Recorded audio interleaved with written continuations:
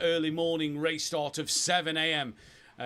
Will be our destination for today. 7 a.m. meaning that the track is a lot cooler than what it would have been at our usual racing times. And this will obviously help the drivers out. It's our reverse grid race as well as our feature race coming up a little later on. The reverse grid, though, should provide plenty of entertainment and drama, as we saw last night. It was a fantastic night of action, and it was a great race for everybody who was tuned in watching that one. We are, though, here at the moment in the free practice session, getting ready to get underway for that first race. There's 7 minutes left in practice, and what a day this could be for some of the drivers out there in this one at the moment. It has been an interesting practice session and a close practice session in that top 10, 9/10 of a second separating actually the top 11 drivers out there, with Tom Cardno and Hibbs being inside that top 11. But it is Milliston once again setting that pace initially ahead of the rest of the field. Class as well up there. Elfrid Dowie once more as well. Mike Matthews running well in 6th place at the moment, but practice could mean that any driver has done any amount of fuel load in this session so far. First of all, though, 2 drivers who have changed cars and used their one car change of the season. Dan Davis and Vasic have changed cars. Dan has gone back to the Lamborghini and Vasic has gone back to the Lexus for this season coming up. They no longer can change car, and they have lost all their points scored and will subsequently start from the back of the pack in their respected categories. So that's going to make the sprint race even more interesting as this one goes on. It is a fast circuit out there at the moment, so the drivers are still trying to get this track rubbered in. But remember, practice is at 5 a.m. in the morning, so it is a really early start, and this track will take some rubbering in. We have, though, a stacked grid once again. 27 drivers out there on the grid at the moment. And some interesting lap times. Interesting to see where certain people are on this leaderboard as well as we come through the night session, the early morning session into that sunrise of race number 1. Lovely clear weather here at Valencia as we are about to get things going. We can head over, though, to the circuit now, which is looking pretty dark, as you may see, but really looking like it could be a fantastic day for these drivers to get a bit of racing in the bag.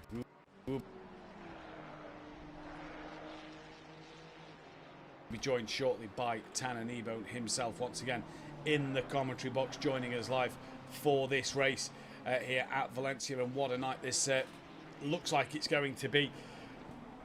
The tables read like this. The platinum standings are as follows after the penalties. It is Marinic who leads from Milliston. Platasek is 3rd from Ludovic. Vitas is P5 from Overtaker. Class is 7th from Patrick Leger with Michael Harris and Elfrid Dowie rounding out the top 10. Elfrid Dowie got a 10-point deduction in his championship standings due to one of the tickets in against him. Mackenzie is P11 from Alexandrinov. Ben Rook 13th from Mike Matthews. Dan Davis obviously now on no points after dropping all points he subsequently scored in that first race to change his car. Richie Michel on 0 points, as is that of Amangenda, Sokolov, Cairns, McGowan, and Oliver France is down on -20 after 2 ticket infringements. In the Gold Championship, though, it was John Goudet who won the race last week and leads the championship here by 5 points from Matt Wright. Catini is P3 with Tom Cardno in 4th. Jimenez P5 from Sam Williams. Hibbs in 7th. Maiger 8th. Benny Vargan 9th with Ramsel in 10th. Piras P11 from DeCourt, Herendich, Gary Leach, Gillies and Vasic.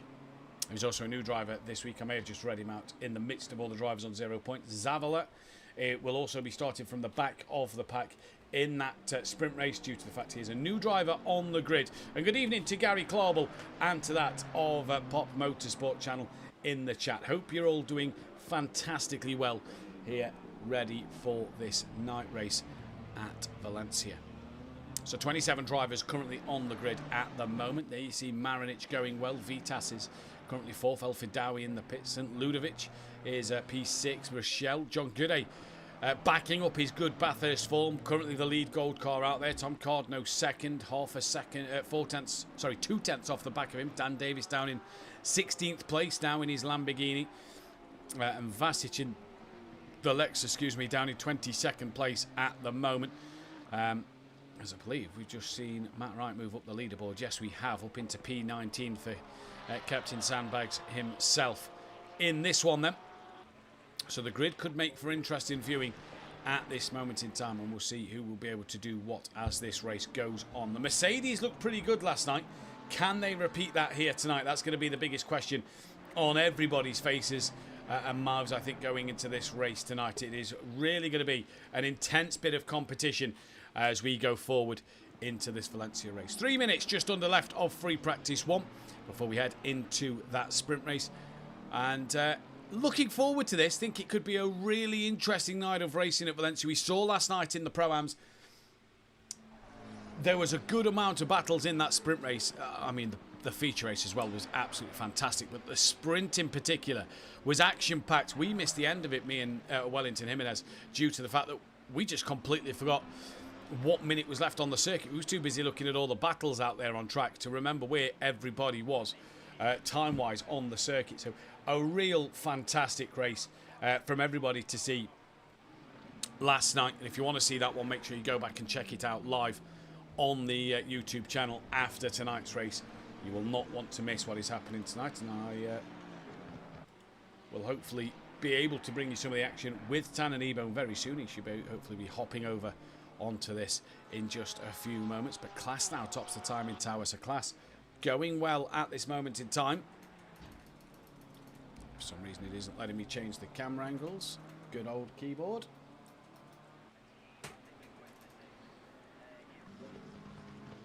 So hopefully this will start to work, as otherwise we may have to deal with their own camera angles for tonight, and they are not the best angles to be out there with. So let's see what will happen as we head down. Their driver's just coming into the pit lane now to finish their latest runs. The 108 is still on circuit.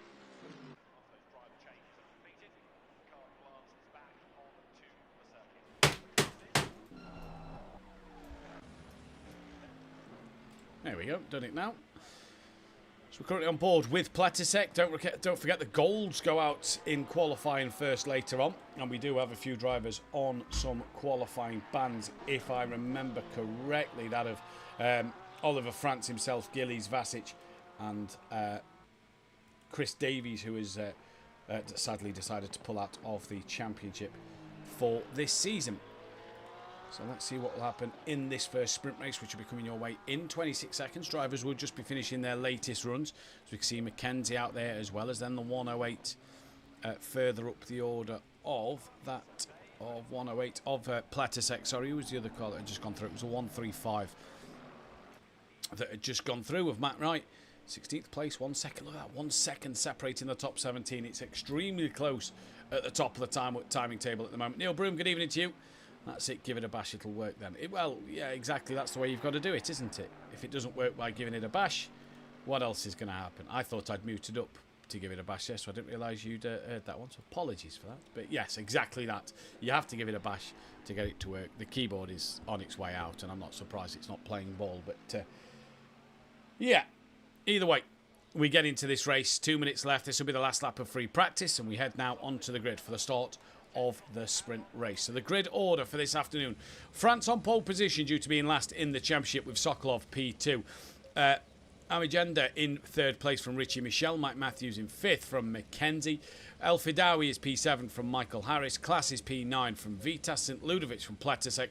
Milliston from Marinich with Dan Davis at the back. Patrick Leger, for some reason, has been dropped down to 23rd. Not quite sure why. Gary Leach is 16th from Herendich. De Court from Piras. Hibbs from Williams. Jimenez from Cardno with Goudet, Vasic and Matt Wright, some reason, starting at the back. Zavala isn't yet in the session as the new driver for this evening. So not sure what has happened to the grid order, but there we are. It has jumbled it up a little bit with just two drivers, Matt Wright and Leger, being out of position at the moment. So then, as we head into the formation lap in 30 seconds time, who will come out on top in this race? Because it's going to be a tricky one. It really is going to be an interesting race to see who is going to take what. Obviously, only the one stop for these drivers this week. So, meaning that they haven't got to do that two-stop race like they did last week. 10 seconds. But obviously in the sprint, it is all about when do you pit over your rivals that you are racing out there on the track. Because that's going to be the crucial part in this one. If you can undercut or overcut your opposition driver, it's only a short race to get it done and to get out there on the track to make up that ground. So hopefully drivers will have worked out their strategies and will know exactly what is happening. It's Skittles time, says Cherrymore. It was in the Pro-Am last night, but hopefully not tonight, as Oliver Frantz leads the pack away here on the formation lap. Front engine, mid-engine cars, rear engine cars should be pretty good here tonight. We know the front engine struggled a bit last night, and they struggled last season. That was obviously in warmer conditions, but what will they do here in this race tonight?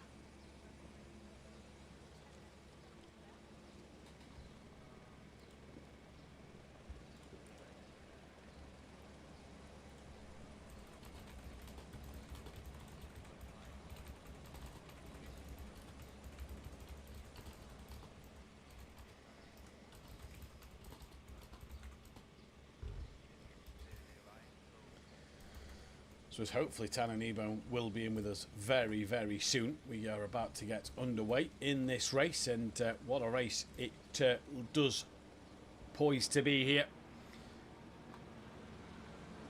Evening to you, Wen's in the chat. Hope you're doing well, buddy. Don't forget, you want some more Le Mans Ultimate action. We'll be live Tuesday night for that one. 100 minutes at Monza for the next race, next time out. We'll be back like next week, myself and Wellington Jimenez for the 90 minutes once again of this time Spa-Francorchamps, and then myself will be back in the commentary box next Thursday night for Spa-Francorchamps in the Pro Series. So we're about to get the race underway in 3 corners time. Who will take the glory tonight is going to be the big question. The poll is out there at the moment. France, Sokolov, Amagenda is your 3 options. If you do select the other option, please do comment who you think will be that driver to take the race win. And hopefully we'll see a fantastic start to this race. Casper, there we go. We'll just call you Casper, buddy.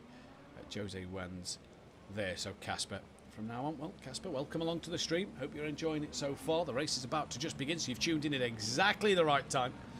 We have it that 1.27k subscriber mark on the YouTube channel at the moment. We're trying to get to 1.3 thousand, so we need 30 more subscribers. So if you do like what you see here, hit the thumbs up button, the bell to be notified, and subscribe to the channel if you are new, as we are approaching the start grid now. And for the first time this evening, we are about to get underway. It's green and go for the start of race number 1, the second race of the season. Oliver Frantz gets a decent start, but look at the 2 cars behind him. Amagenda and Richie Michel looking to go around the outside here. Sokolov in the middle. Oh, Michel gives him a tap up the rear, and Sokolov is right around. And thankfully, it looks like everybody has missed out on hitting the back of Sokolov. Back to Amagenda, though, who lost out to Richie Michel. There is the Nissan of Jack McKenzie trying to come through the field nicely here. That is Michael Harris spun around now as well. So Harris off on the opening lap of the race. Not sure who the meatball flag was waving for there, but yeah, Harris also around McKenzie, and that is class. Also now in the gravel, tumbling down the order a little bit more. So Sokolov at the back of the pack. It's France from Michel from Amagenda. Mike Matthews running in 4th from then Alfidawi. Class is not down in 7th place because that's St. Ludovic. Then Class. Then comes the McLaren of Milliston. Then it's Mackenzie Vitas. Dan Davis has lost out to that of Herendich. And Dan Davis was actually under pressure there from the Ferrari of De Court. Dan back in the Lamborghini, trying to create a bit of space for himself. Back up the inside on the Ferrari he goes. Nice bit of corner in there. Richie Michel now running in 2nd place all over the back of Oliver Frantz, your race leader. To the outside goes Richie Michel at the final corner. Is he going to look for that up and under? We saw his brother take a good dominant win in race 2 last night. And Richie Michel doesn't get the traction. Bit of a wiggle out the corner there. Into the pits already comes Class and that of Mackenzie. A lot of early pit runners straight away in this race. Here comes El Fadawi having a look on Mike Matthews. Richie Michel having a look on Oliver France. They took back into the train though. Can't do anything about it. Even into Peaceful Step. That is Richie Michel a little wide there. And that nearly opened the door for that of Amigenda as Mike nearly into the back of Amigenda. That opened the door for El Fadawi. Mike on the outside line now in towards turn 3. El Fadawi's got the move done and Mike has to sling it back into the train of cars at the moment. Down the order, Pletzek trying to get onto the back of Vitas. Dan Davis trying to stick with Herendich. We've got Gary Leach up the order in 13th place. He's got Piras all over the back of him and then Wellington Jimenez. Goudet must have had some dramas on the opening lap of his race. Oh no, sorry, he came from the back of the grid. Apologies. As Harris recovering, Sokolov trying to recover. Matt Wright's had a drama. He's dropped off the back of the pack as well. And we've got Class, Mackenzie, Marinich, Hibbs, Cardno, Leger, Vasic and Williams all into the pit lane at the moment. But back towards the front. Richie Michel looking racy. That is St. Ludovic looking up the inside of Mike Matthews. Did Mike just make contact with him there? Looked like Mike got out of it. And that's now put Milliston up the inside of Mike. Coming into the S's. Be a tricky part to get this done for Milliston. Mike tries to brake as late as he dare. Vitas nearly into the back of him. And that was Pletasek nearly in the back of Vitas. Now Vitas gets the run on Mike Matthews, who looks to the outside then of that of Milliston.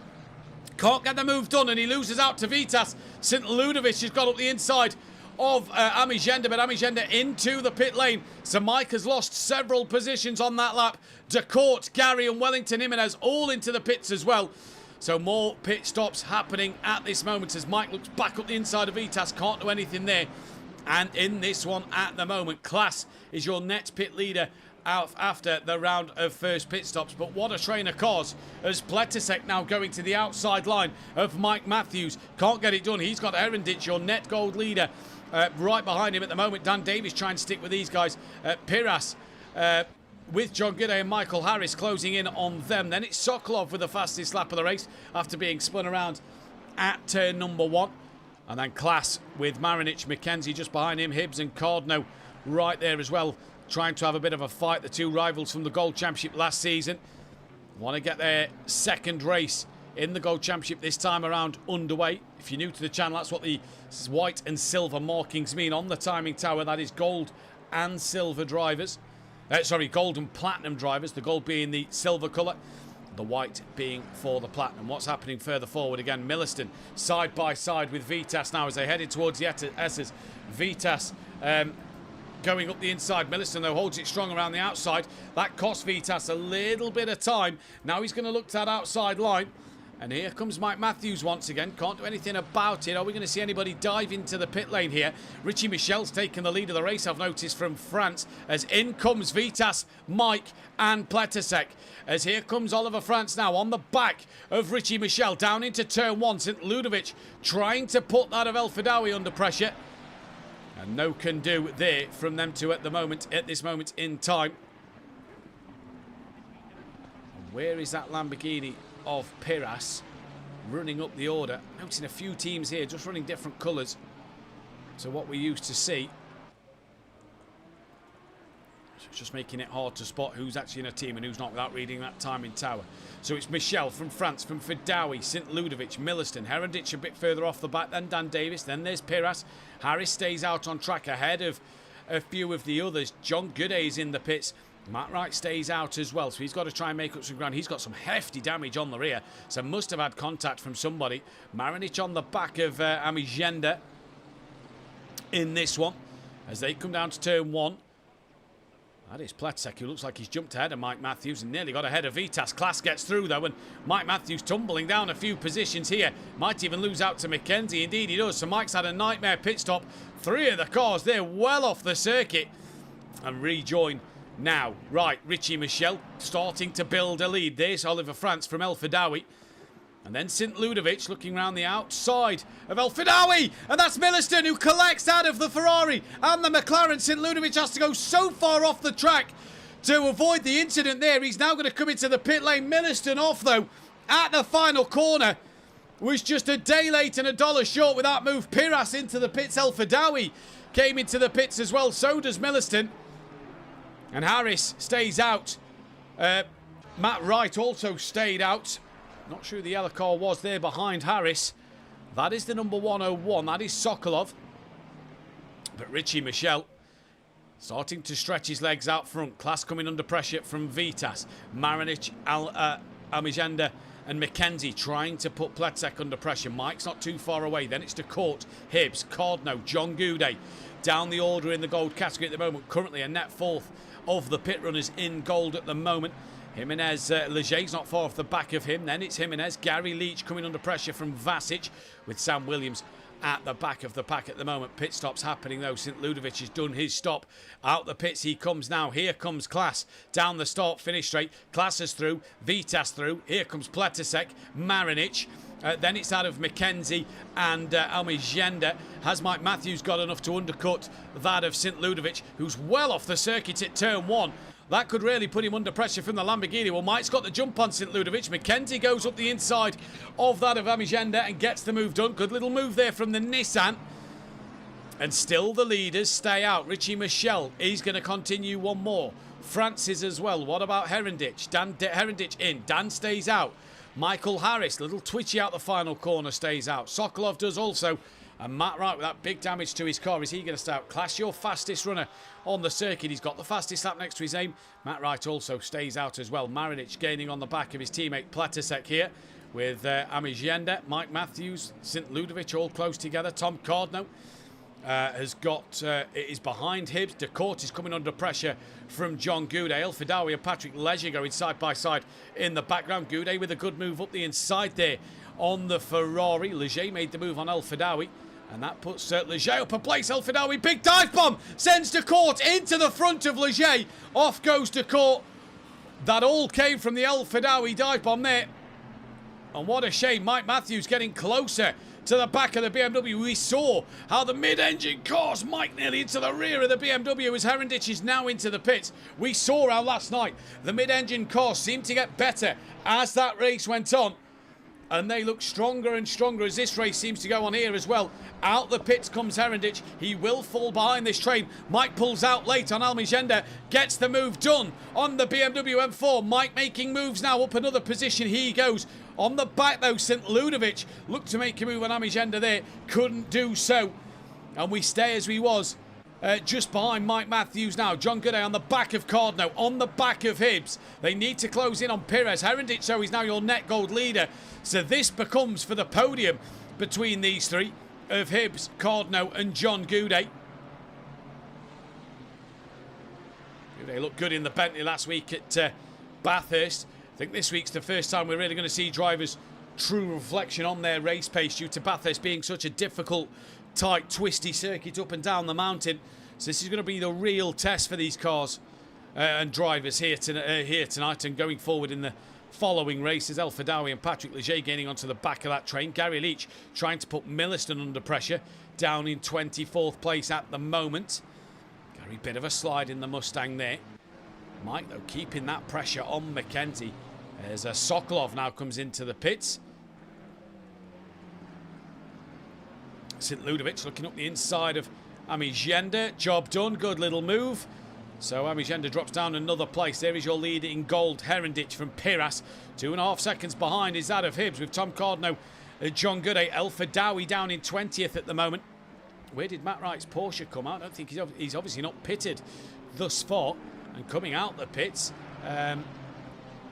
was one of the Ferraris there. Didn't quite see who that was. Believe it was that of Sokolov. Indeed it was, who's come out just ahead of Hibbs.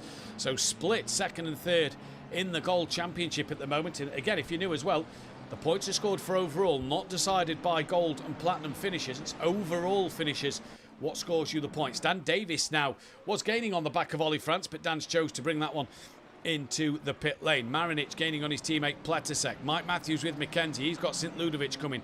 And Amigenda. And Herendich. Nearly Piras. And Hibbs still fending off Cardno. Goudet's coming under pressure now from the Ferrari of El Fidawi. Patrick Leger's right there also. And can John Goudet fend off the platinum drivers? This is the difficult thing for these gold drivers. Yeah, they're racing for podiums and wins in their class. But they obviously need to remember that points are for overall. So you also have to fight them platinum drivers to keep that consistency of overall points. John on the defensive from El Fadawi. That leaves a door open from the Ferrari, who just chops the nose of Patrick Leger off there. Leger will not be happy with that one at all. And with Dan Davis into the pits, let's see where Dan will re-emerge on track. El Fadawi all over the curb. In fact, further forward, sorry, I've just scrolled up the timing tower. Hibbs has lost out to Cardno. So Cardno gets onto the podium in the Gold Championship at the moment. Herendich leading it from Piras. Cardno now on the podium with that of the two in front of him. Hibbs trying to fight it back. Patrick Leger going side by side with El Fadawi. They've lost out to John Goudet a little bit. Leger into turn one. Fadawi on the outside again. Almost making contact, the pair of them. Where did Dan Davis come out the pit lane? Just ahead of Piras. So ahead of second in gold. So that is down in P14 for Dan Davis at the moment, as he's starting to go down the order now. St. Ludovic still can't pass Mike Matthews, who also can't get past that of Mackenzie at the moment. Further forward, Marinic starting to put the pressure on his Mercedes-Benz teammate. Class is your net race leader from Vitas, with Pletasek net second at the moment. But we'll see where Richie Michel's going here. Long stint for Richie Michel, nearly on the back of the train, as is Oliver France and Michael Harris. Matt Wright is now in the pits, so we'll see if Matt Wright's overcut has done the job for him. Remember, it's 25 seconds stationary here tonight. Good evening, Richard Betson in the chat. You're doing well, buddy. So it's a mandatory 25 seconds here. Unlike last week, Milliston now fastest man on the circuit. Gary has got past a court, so Gary moves up to 24th place. Patrick Leger and El Fadawi are no longer that close together, but El Fadawi back on the rear of John Goudet, who's still trying to hunt down Damien Hibbs, his Greasy Bandits stablemate, as Hibbs is trying to chase down Thomas Cardno. Sokolov on the back of Piras. This will really be what Tom wants. As further forward, Mike Matthews and St. Ludovic side by side in towards turn number one. Matt Wright's exiting the pits now, so he's going to tumble down the order. Good evening to Rob Smith. St. Ludovic on the outside, Mike on the inside. St. Ludovic's going to try and come right around, rejoins off the circuit and gets the jump over Mike there, but was fully off the track. And yeah, Mike will be displeased with that move from St. Ludovic there. Was well off. And Mike will not be happy that he's gone off track to make that position stick. Hulk Bonner in the chat saying this is awesome. It is a great watch at the moment. Richie Michel starts the final lap in the pit lane. France is in the pits. And Harris, what has Harris done? He's gone on to the final lap of the race. And he's still out on track. He's not done his pit stop.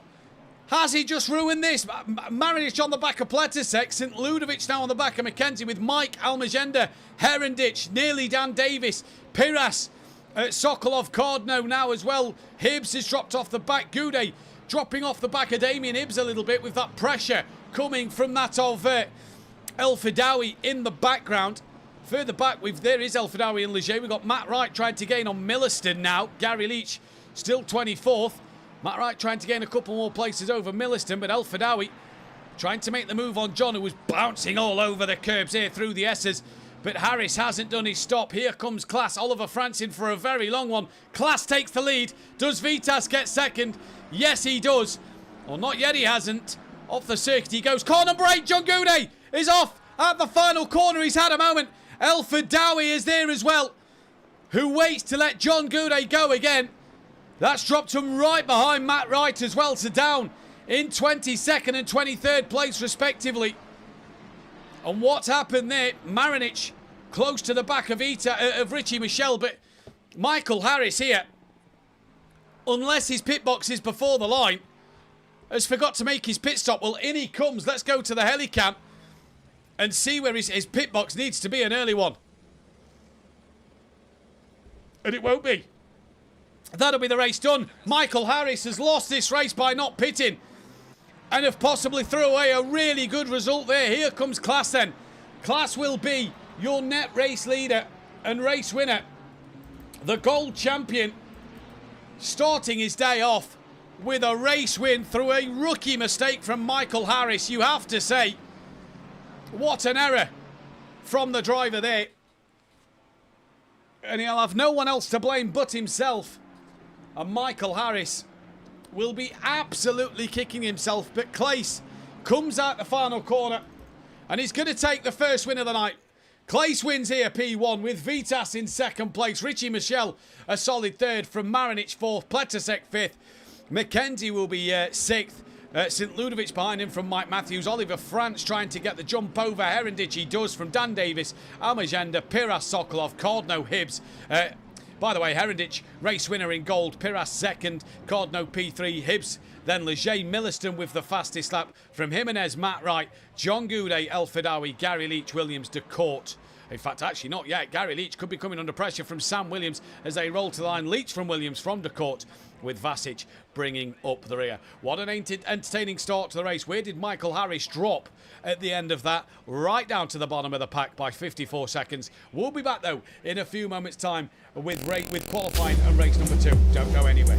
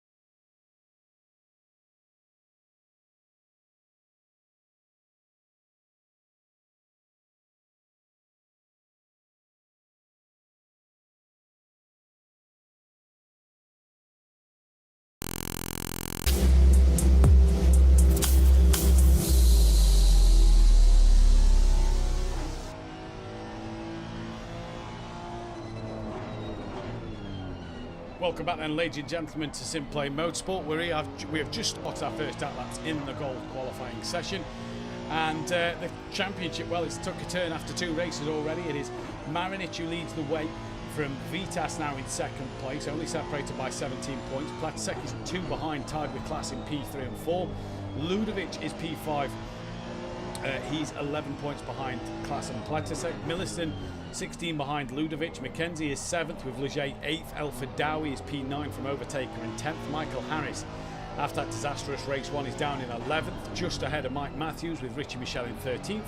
Alexandrinov 14th from Ben Ruck. Dan Davis, Almigenda, Sokolov, Oliver Franks, Zavala, Cairns and Ian McGowan. In the Gold Championship, it is John Goudet who leads by 3 points from Matt Wright and Tom Cordno. So all to play for in that one at the moment. Jimenez is P4 from Damien Hibbs with Herendich in 6th. Piras 7th from Sam Williams with Catini, DeCourt, Maiga, Leach, Benny Varga, Rob Ramsell and Vasic rounding out the final positions there. And in the Constructors' Championship, it is BSH OZ Racing leading the way in the Teams Championship from Team GBR. Greasy Bandits Racing a P3. Just ahead of Team SPR, SimPlay Racing P5 from Balkan Esports with 4-Dave Racing down in 7th. Richie's Corsa at 8th with Balkan Simub, Quantum Motorsport, Sleepy Lizard Racing, BAL Racing, BHS Spinners, MSA Racing and Road Runner Motors down the bottom end of the grid. We are joined by Tanner Kneebone, is in the commentary box for this second race and the qualifying session. Good evening, Tanner. Hope you're doing well.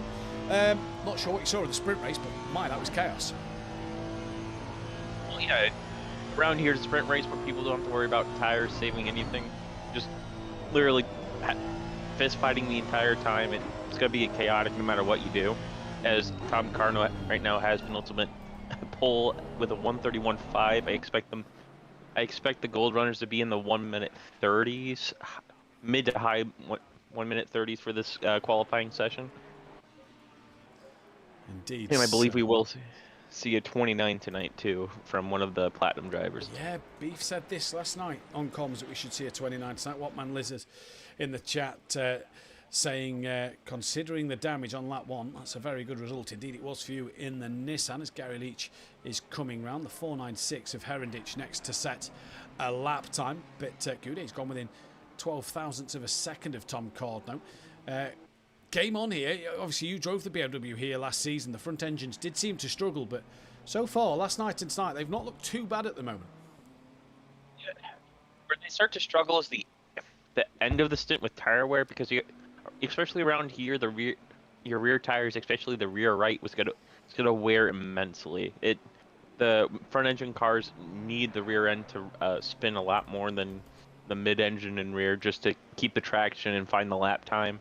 And if you're not extremely careful with it while you're pushing, that tire's gonna wear a lot faster than what you need, and it's just gonna literally be undrivable for about the 4 to 5 laps at the end of your stint. As Wellington Jimenez now goes pole position, 8 thousandths of a second quicker than Tom Cordno. A few drivers out there on an invalid lap at the moment. To be honest, the only goal for these first 2 races was to not have a shocker.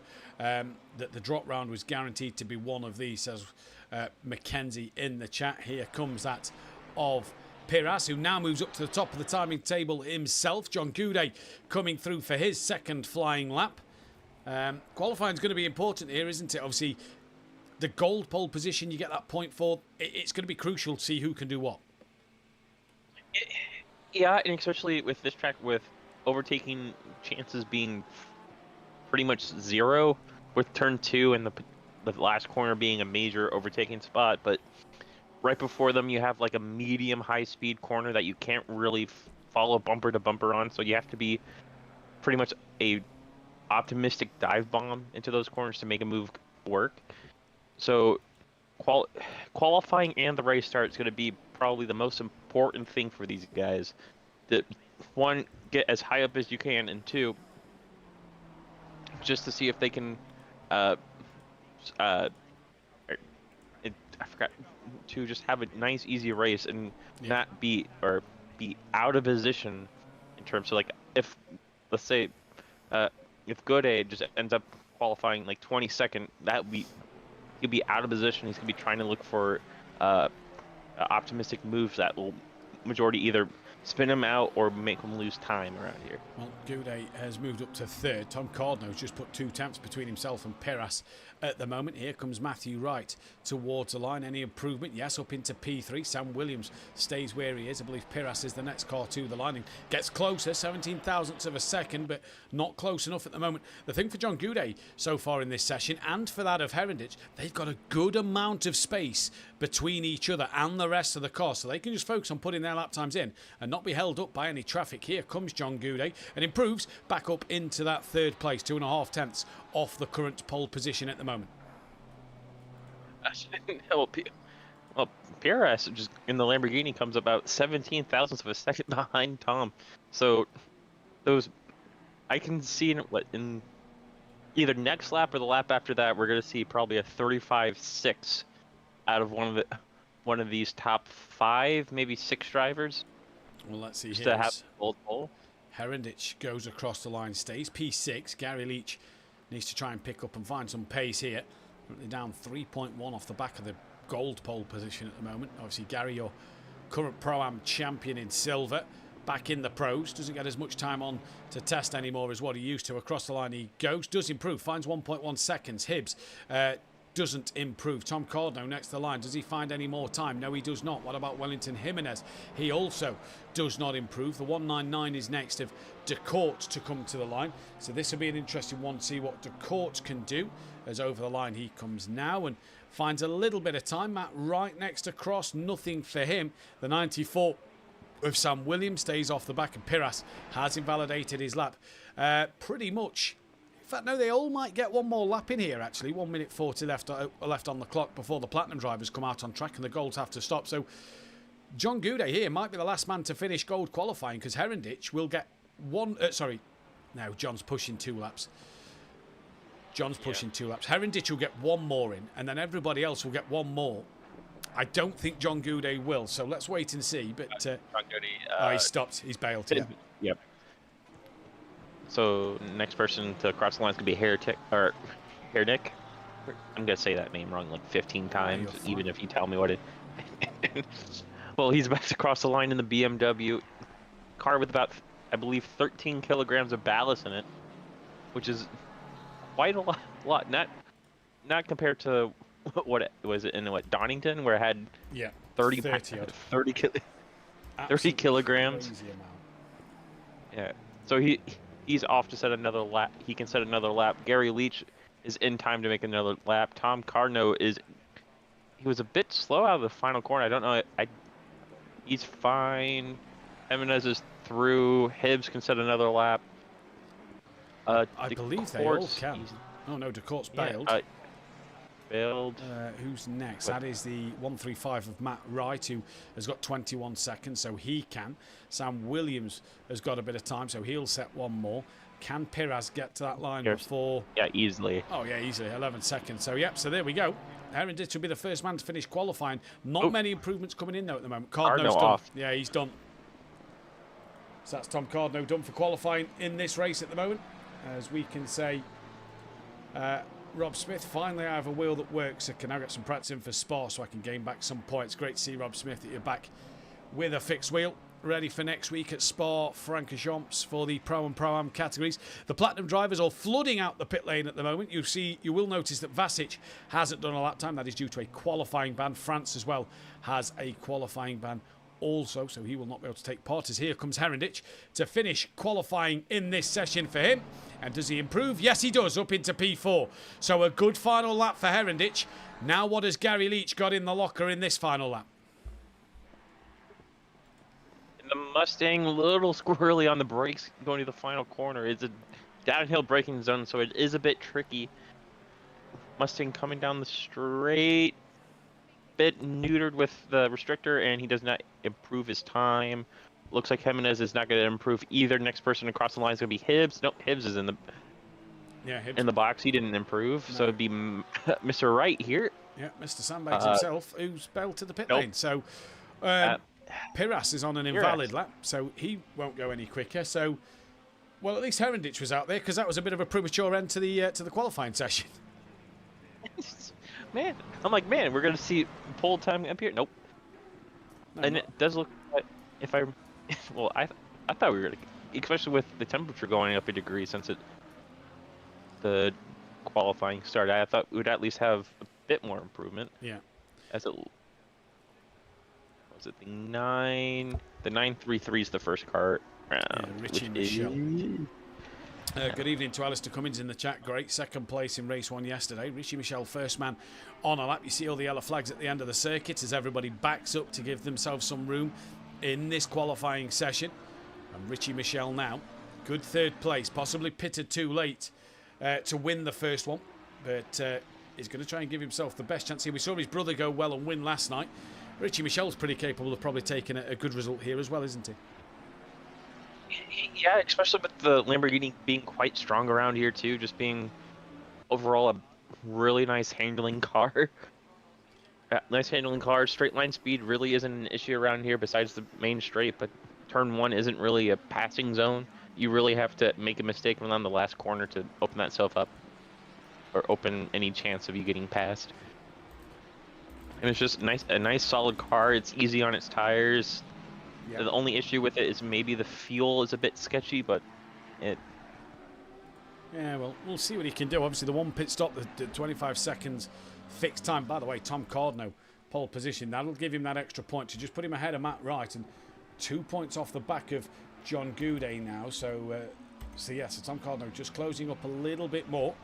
That'll give him another pole position statistic as here comes Richie Michelle, going to be followed then by Dan Davis towards the line before the number 6 of Vitas. Vitas top of the timing tower. There we go. So already setting the fastest time out there. What about class now in the McLaren? Doesn't set a lap time. We're going to try and find the 998 of El Fidawi before the 101 as Fidawi doesn't set a lap. What about Sokolov then? In this qualifying session, he also does not set. Oh no, he does. He goes up into P12. The 108 of Pletasek comes to the line. He doesn't set a lap time. Patrick Leger, I believe another goal time has just come in. Down in 15th at the moment. It's not the best opening lap for him. Patrick Leger didn't set a lap time. The 111 of Marinich towards the line before the number 11 of Mike Matthews. Marinich sets a lap time here. Mike Matthews towards the line now. He also doesn't set a time. The 29 of Amigenda. No time from a lot of drivers invalidating on the first runs, but it's easy to invalidate a lap around this Valencia circuit. Yeah, especially around the actual penultimate corner, the little quick right-hand kink, because you have to eat both the entry curb and the exit curb around there to extract as much time as you can through there. So you're already dancing on the edge. Any small mistake you have through there, like any type of oversteer or a rear end instability, will cause you to drift that little bit extra wide and cause yourself to invalidate. Yeah, indeed. And it goes up another degree as well. Yeah, it does go up another degree. So this should hopefully just work out in favour of the cars on the circuit at the moment. Who's the 444? I believe that is Class towards the line now. Is he going to get a lap time on the board? The 101 will be the next car of Sokolov, and Class has gone fastest by 0.3 of a second. St. Ludovic up there, Marinich up there, then El Fidawi as well. Cardno currently running 6th place at the moment. Here comes Sokolov to the line. He moves up into P number 6. Let's find the 34 of Harris as Platsek goes up into P17. Harris to the line, no improvement for him. He stays P12. What about Patrick Leger in this session?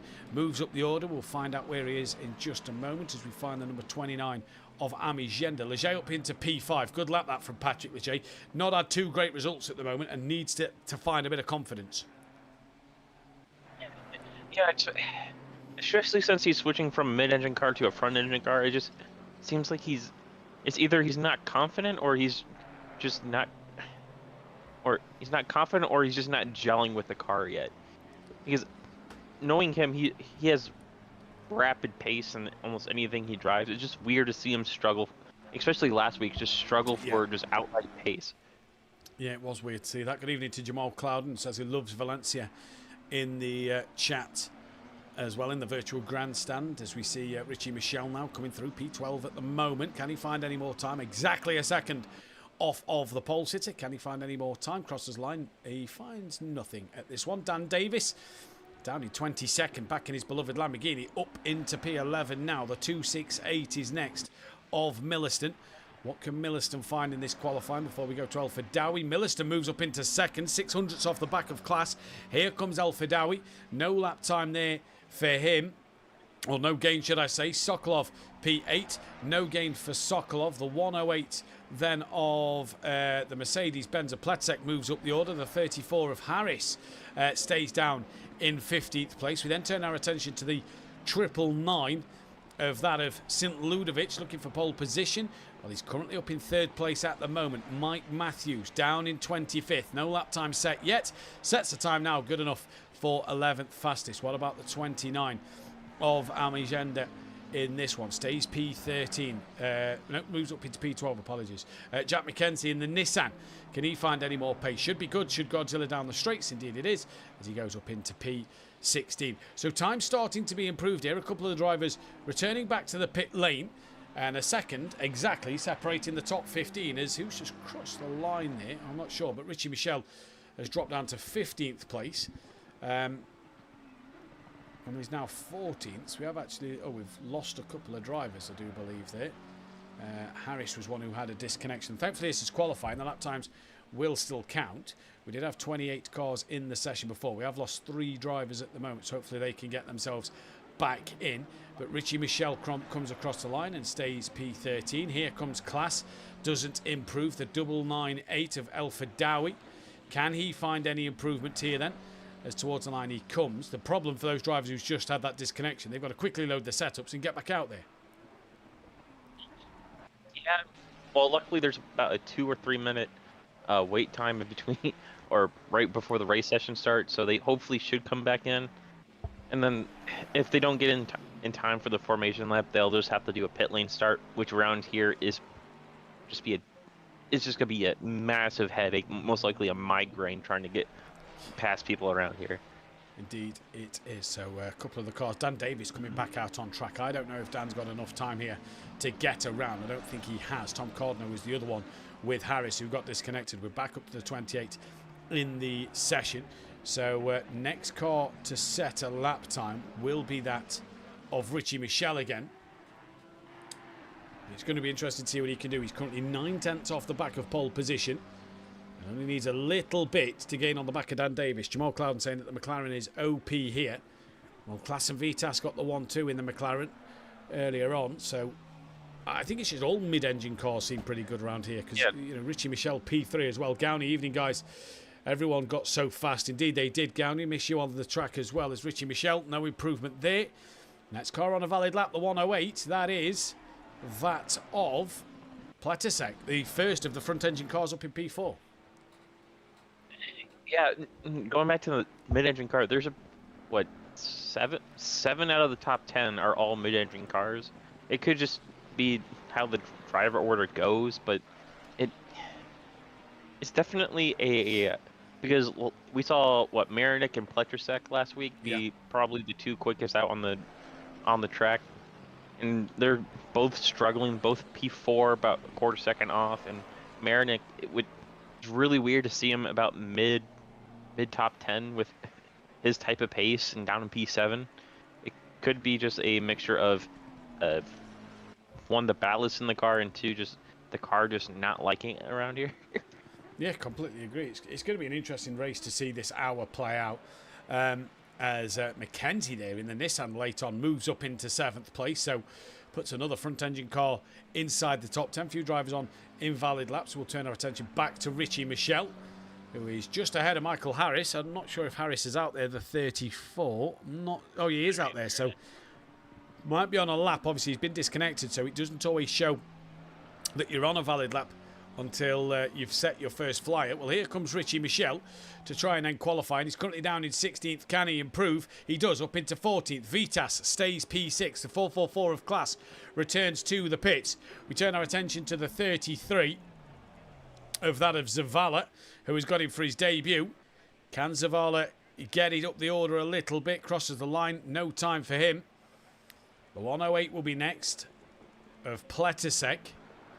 So we'll see if Pletisek changes his position. 3/10 off the pole and stays where he is. Michael Harris then needs just 2/10 to get ahead of the 2 in front. Finds a bit more, goes up to P13. Leger into the pits. The 268 will be next. That is Milliston, who has gone provisional pole. Not sure what he did that lap time, but Milliston on provisional pole improves by a little bit more. Now then, Mike Matthews, have you got enough to improve? No, you have not. Milliston and the McLaren take pole once again. So Milliston just showing why he's a force to be reckoned with around here at the moment. Obviously a decent result last time out, second place at Bathurst. He was only 18th in race 1 tonight, but back on pole position, he'll be delighted with that. Yeah, and then we got McLaren front row, which we haven't seen that since pretty much last year in F1 with Oscar and Lando pretty at the beginning of the season, just being a class above everybody else. But it's going to be interesting to see, especially with the McLaren's brakes just being about 5 to 10 meters worse than everybody else in terms of braking zone. Yeah. Around turn 2, because if I'm Pletersek or Saint, turn 2, lap 1 is going to be where I want to pass one of these guys and keep them behind me. Well, let's see what they can do then here, as this will be an interesting start to the race, no doubt. We've seen some interesting lap 1, turn 1 incidences over last night, both races, and tonight. And we thought Bahrain on Le Mans Ultimate was going to be the chaos night of turn 1 incidences on the opening lap. It turns out that Valencia's been worse than that. So we'll see what the drivers can do here.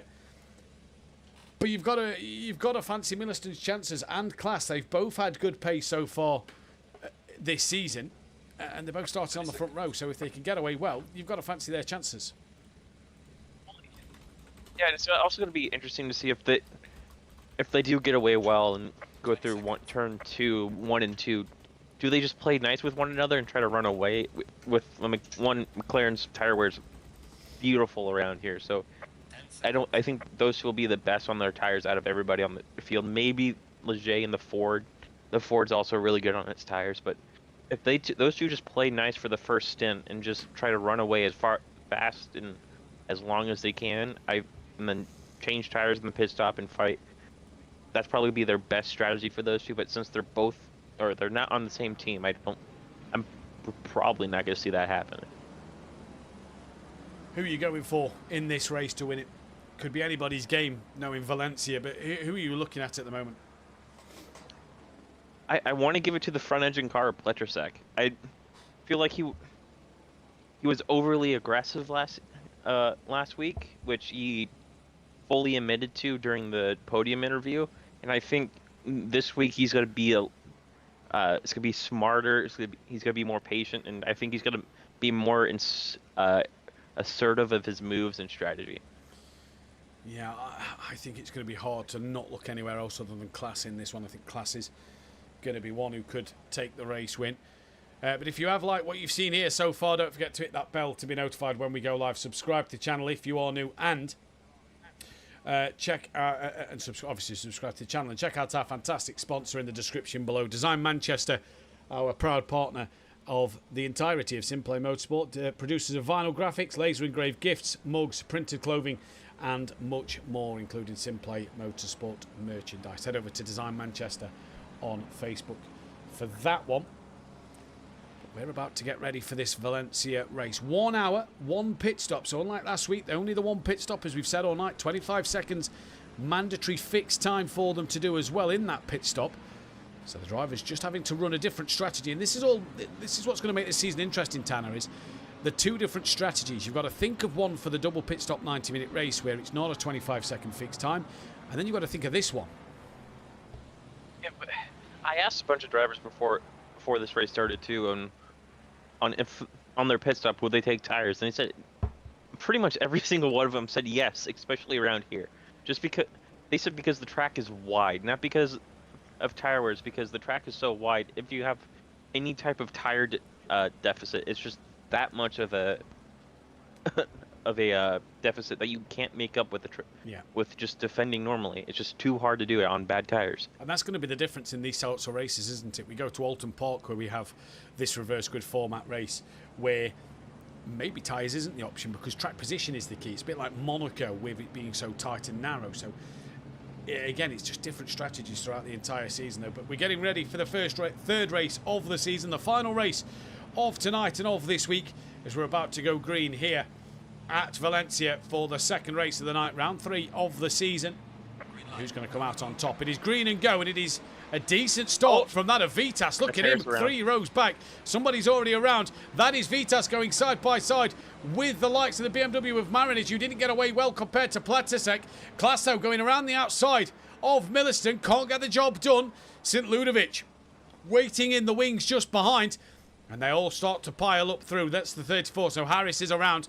The number 33 as well was at the back. That is Zavala. And here comes St. Ludovic looking around the outside of that of Class at the moment then. And Class manages to just for now hold on to that one. Does he get the momentum out the corner? Is St. Ludovic still there alongside him? Yes, he is. And St. Ludovic looking up the inside of Class now. To that inside line he goes. Pletisek may fancy following St. Ludovic through. Is he going to try and make this 3 wide? No, he's not. In the background, they're all side by side. This has allowed Marinich to get away. St. Ludovic up the inside of Class, who's trying to hold it strong around the outside here. That is Pletisek waiting in the wing. St. Ludovic now gets the move done on Class and gets through. St. Ludovic having a look. Class trying to come back on to St. Ludovic here. And Class has spun St. Ludovic around. And through goes the entire field. There's a very wide BMW. And St. Ludovic was tapped around. Oh, just like LMU race on Tuesday, we had people running to the back on the race start. Harris got spun around. So did France and Zavala had it coming together. Had it coming together on the start-finish straight, so both cars are heavily damaged. It may just be some aero and some visual Piras has had a big moment out the final corner. I'm not sure if there was contact. Sorry, Tanner. And into the pit wall he goes really hard. He might come into the pit lane there to get his pit stop done and out the way. And that's put everybody up an extra position. So John Goudet was looking to go up the inside of what was one of the BMWs there. And now he's coming under pressure from a BMW on his inside line. And John looks like he's got that one covered off. The 2 BMWs behind, though. Amigenda having a bit of a moment into the back of Herendich. Herendich still attacking the back of Goudet. There's cars everywhere at the moment, Tanner. Yeah, one person that's benefiting from all this fighting is Millicent up front. Just already almost 2.5 seconds away from P2 at Pletisek. So out of all this chaos, he's the only one that's going to be benefiting from this. He is indeed, as Matt Wright had a bit of a wiggle there. That's allowed St. Ludovic up the inside on Matt Wright. They've got Vasic just ahead of them. Behind them, Sam Williams to court, Richie Michel, Zavala, Harris into the pits, and so is Piras.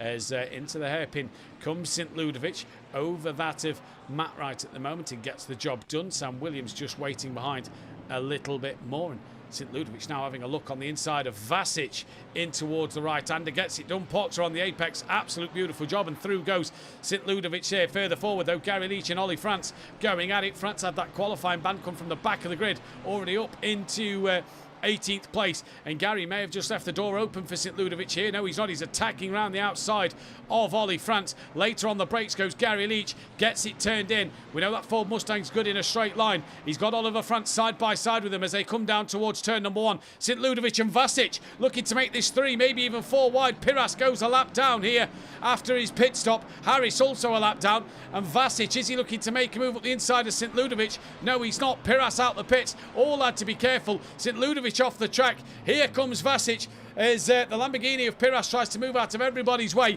Vasic still going up the inside line. Through he goes on St. Ludovic, so he's back ahead of the Ferrari, who just got slowed by Oliver France and Gary Leach, and Gary stayed ahead of Oliver France as well. So great bit of racing already in this one. Yeah, especially early on. I'm expecting this right around the 53-minute mark. I expect all this racing to calm down while people are just trying to or start just doing hot lap after hot lap, trying to get to that about mid-race to make that pit stop with tires and fuel.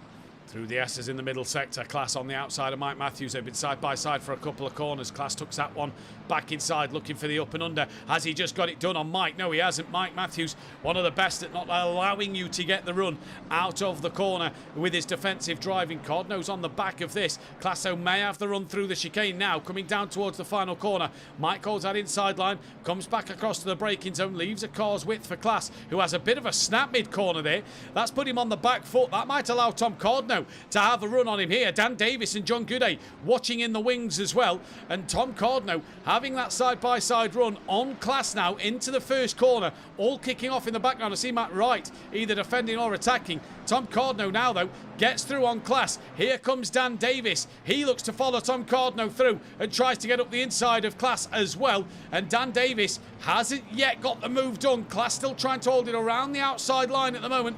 On the Lamborghini, he'll have the inside for the next two corners, but he's coming up against the 10-time champ. Dan leaves just enough room there, a little bit of contact, a flash of the lights from Class, and Dan goes through. Now Goudet and Heritage have joined the party.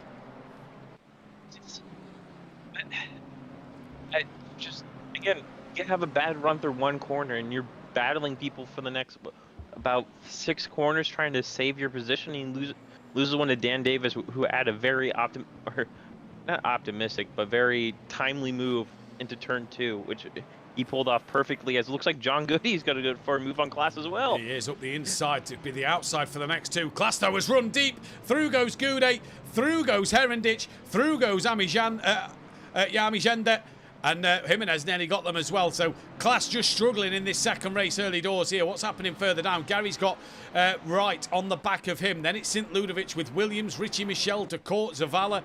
Richie Michel's tumbled down the order here. Then it's Zavala, Ollie Francis tumbled down to 26th. Then there's Piras and Harris, who are a lap down at this moment. But what an almighty start to this race. And like you say, Milliston, 3.4 seconds out front from now Pletisek, who got ahead of Vitas. Yeah, that's literally the benefit of having pole or being the front row around here. It's just you can as long as you beat the car next to you going through turn 1, you don't have to worry about anybody passing you, just because you're gonna have your preferred line. And with Class just having pretty much a shocking first 10 minutes of the race, and falling down, that just shows, as especially around here, which is just literally a rhythm track. If you're out of your rhythm, it's really hard to get back into it. And we're seeing pretty much a case study with Class right now, who is known to be one of the fastest in SimPlay, literally falling down to 14th after starting 2nd. It goes to show as well, doesn't it, how tight this field actually is, because when you do make that 1 or 2 mistakes, you do just tumble down the order. Jimenez went a little deep. He's got past Amigenda now.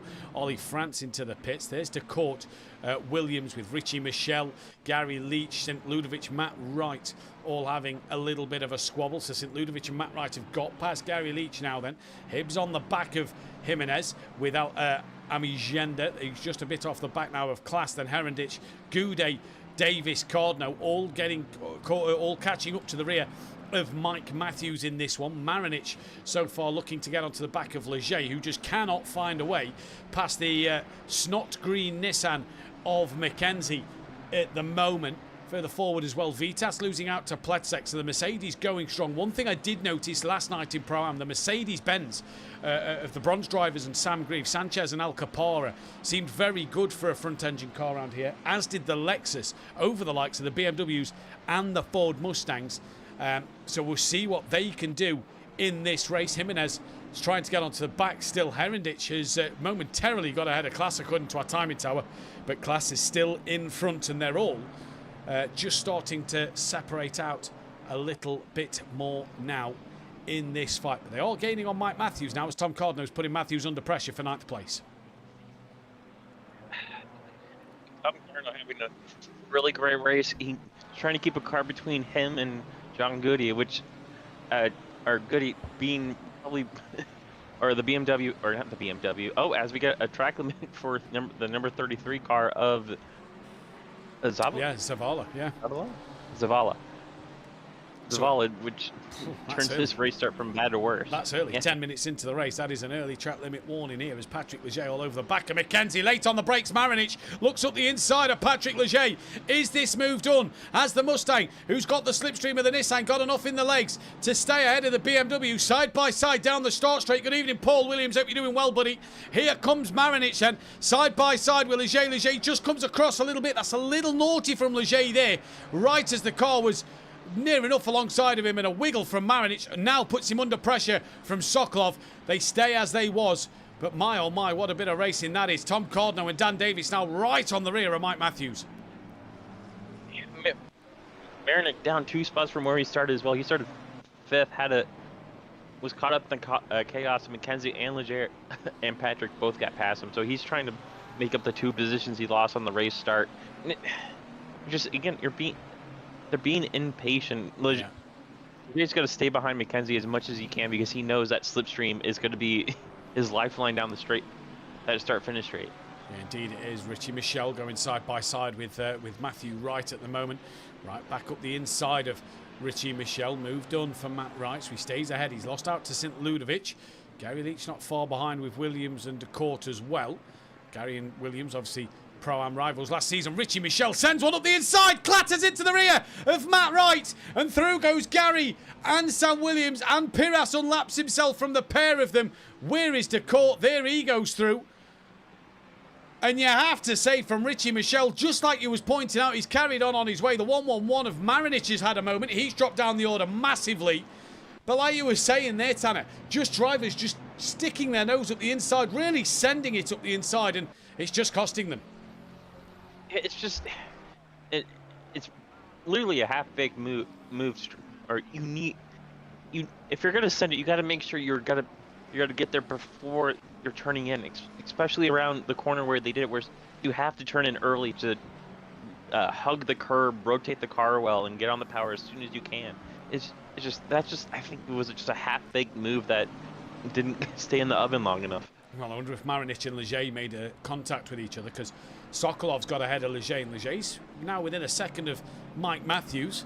As me and Tanner rub our hands together, because behind the scenes, what we haven't seen on stream is last time at Valencia, Leger at the back of Mike. Last week at Bathurst, Leger hit into the back of Mike, and well, we discussed, didn't we, beforehand, saying that if these two get close together, keep your eyes on it. Dan's dropped behind John Gooday, who's looking for a move on Tom Cardno for the lead in the gold race at the moment. Dan and John very wide, but John had to go a little wider there as to not hit into the rear of Tom. So good driving from Gooday there. Dan getting used some new brake pedals, and obviously he's chopping and changing between the LMP2s on LMU and ACC here on the GT3 Thursday evening.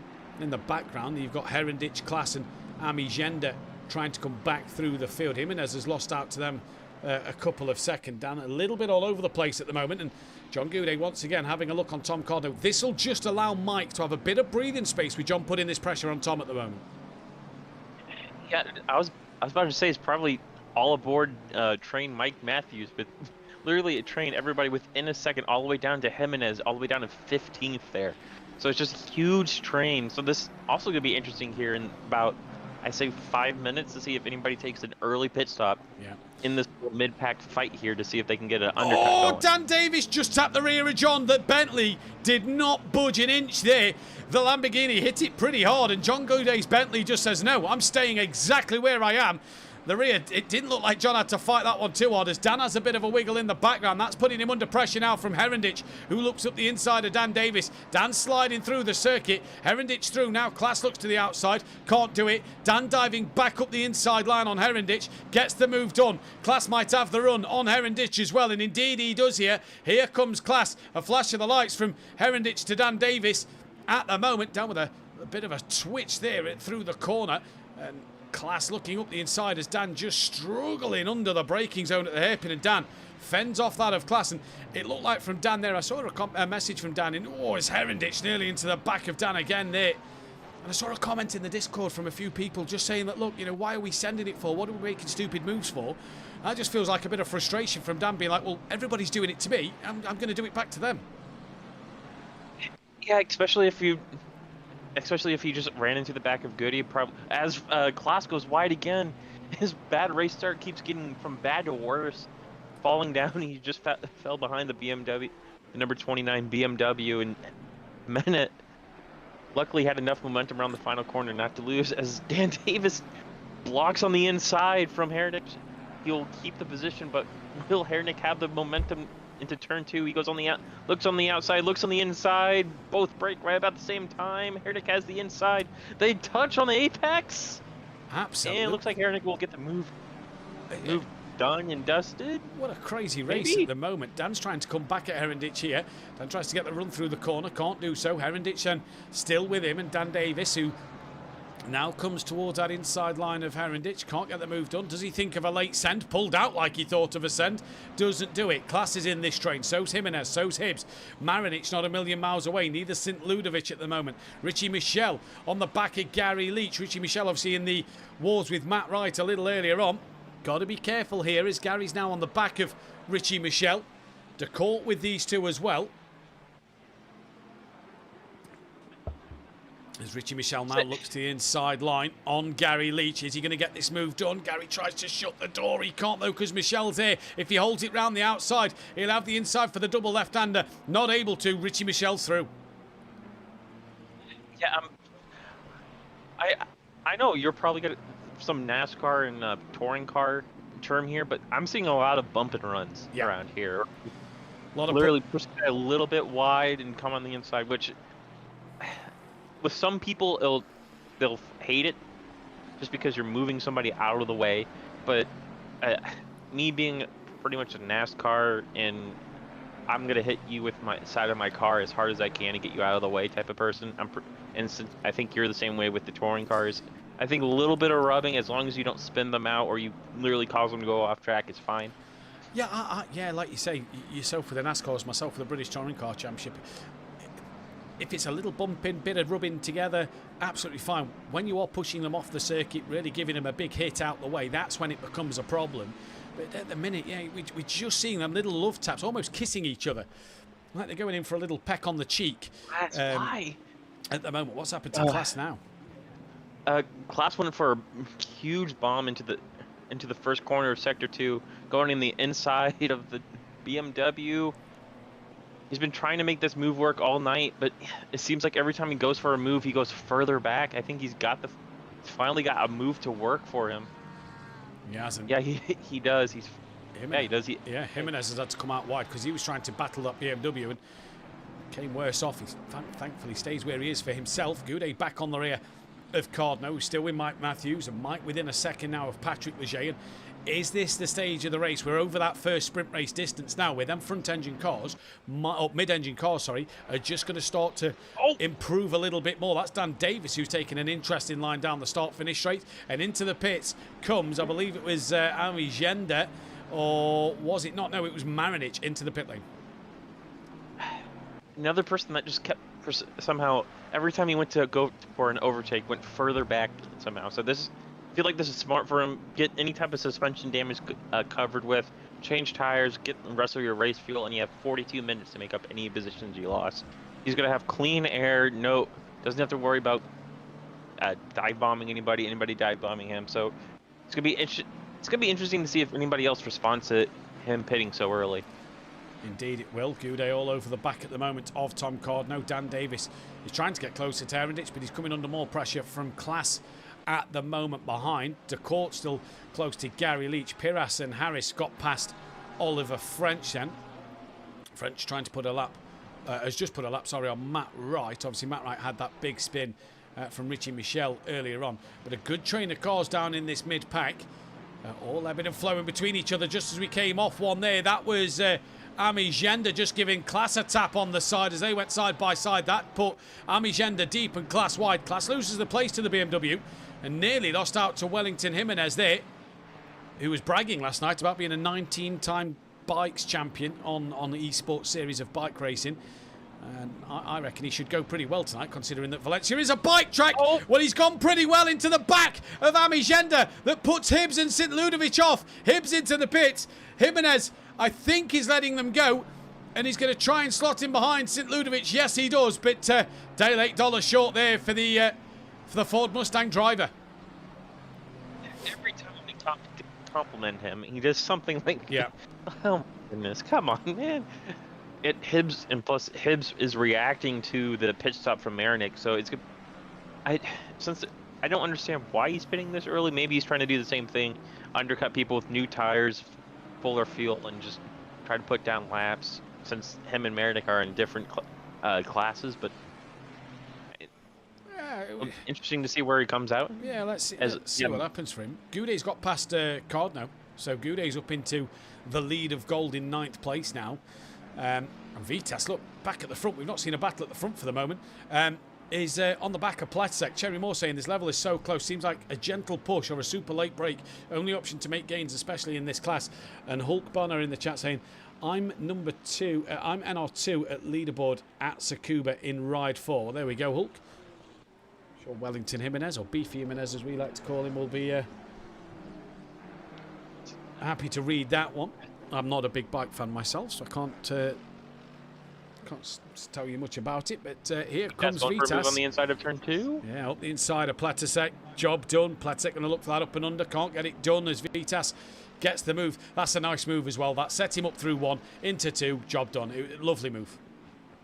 Yeah, and that he pretty much put the.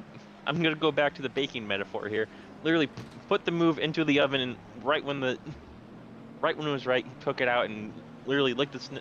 He didn't send it. He set up the move pretty much about 3 corners ahead, coming out of the final corner, just being behind him.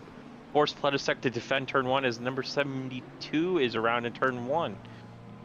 Who is the 72? That's Piras. Yeah, Piras around, goes back to being a lap down to the back runners of the court and Gary Leach, and Harris now on the back of him. These two have pitted though, so should get the lap back when everybody else pits. Piras wiggly through turn 3 there, and another snap, and that'll give Harris an extra place there. So Harris will take that one. Richie Michel now on the back of Sam Williams.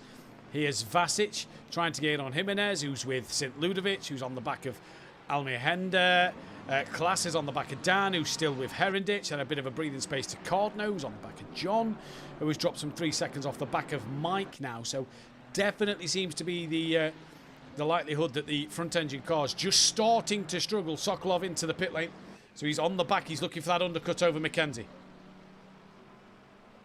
Yeah, I expect the front engine cars to be a bit more conservative with their pit strategy, boxing between the 35 and 25 minute left mark. The mid-engine cars have a wide range where they can pit. Like, their window opens 40 minutes left to right, about 20 depending on how much fuel they have on board and if they want to try to overcut or undercut anybody. As it looks like Saint is also into the box as well. Yeah, so St. Ludovic and Sokolov into the pits. This is a fight for second and third between Vitas and Pletzek. Milliston 7 seconds up the road. He's got a couple of back markers in between himself and then second and third place. So going well at the minute. Cardno still trying to stick to the back of Goudet. Dan trying to stick to the back of Herendich, bringing Klaas with him as well. And then a big bit of breathing space back to Almehanda, who's got a second to Jimenez, a second to Vasic. Williams has lost out to Richie Michel. De Court's on the back of Gary Leach, as they're trying to unlap themselves from Piras. They're trying to lap Piras and Harris, but they've both unlapped themselves at this stage of the race. So yeah, a lot of close fighting happening out there on the circuit at the moment, but Goudet has lost a lot of time. It's now 3.5 to Mike Mathew, so is this just the start of Goudet's Bentley and Tom's BMW? Plus, with them fighting, just starting to lose a bit of time to the mid-engine cars. Yeah, especially with the tires probably worse for wear right now. Or being worse for wear. Most likely the rear tires being literally just screaming for help around here. And it's going to be the right side tires that are going to be wearing the most. Just because all the high-speed corners are going to be left-hand turns. Your right tires are going to be wearing more, heating up, cooling down more. It's just they're going to be screaming and screaming and screaming. So I can see Klaas, if he can stop going for moves. He finally has some clean air in front of him as well. He's not trying to pass anybody. He's just going to try to get to the back of Herendich and hopefully box here in about 2 minutes. Yeah.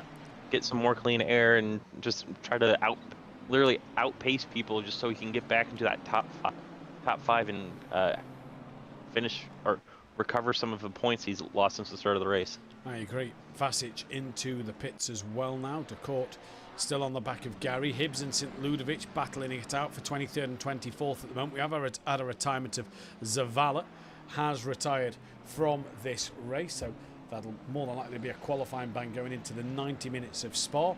Not the worst place to be starting at the back of the grid, let's be honest. The 99 of France has returned to the pit lane, so that could be another qualifying ban for Oliver France there, if that is a retirement from the race. He'll need to come back out on track as Vasic comes out the pits now just behind that of St. Ludovic, so he's well clear of Michael Harris and Piras, but he's down behind St. Ludovic, who's on the back of Hibbs. De Court still trying to chase down Gary Leach. Cardno getting closer to the back of John Gooday. Herendich in the background into the pit lane. Dan Davis must have had a moment. He's dropped behind Wellington Jimenez now, so Dan must have had his own moment somewhere.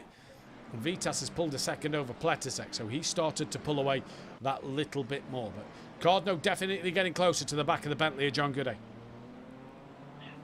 Yeah, it could have just been Tom Cardno had a series of probably like 2 or 3 bad laps, and I just allowed Gooday to make a nice, easy move into the last corner and start. And just he's pretty much managing his pace now.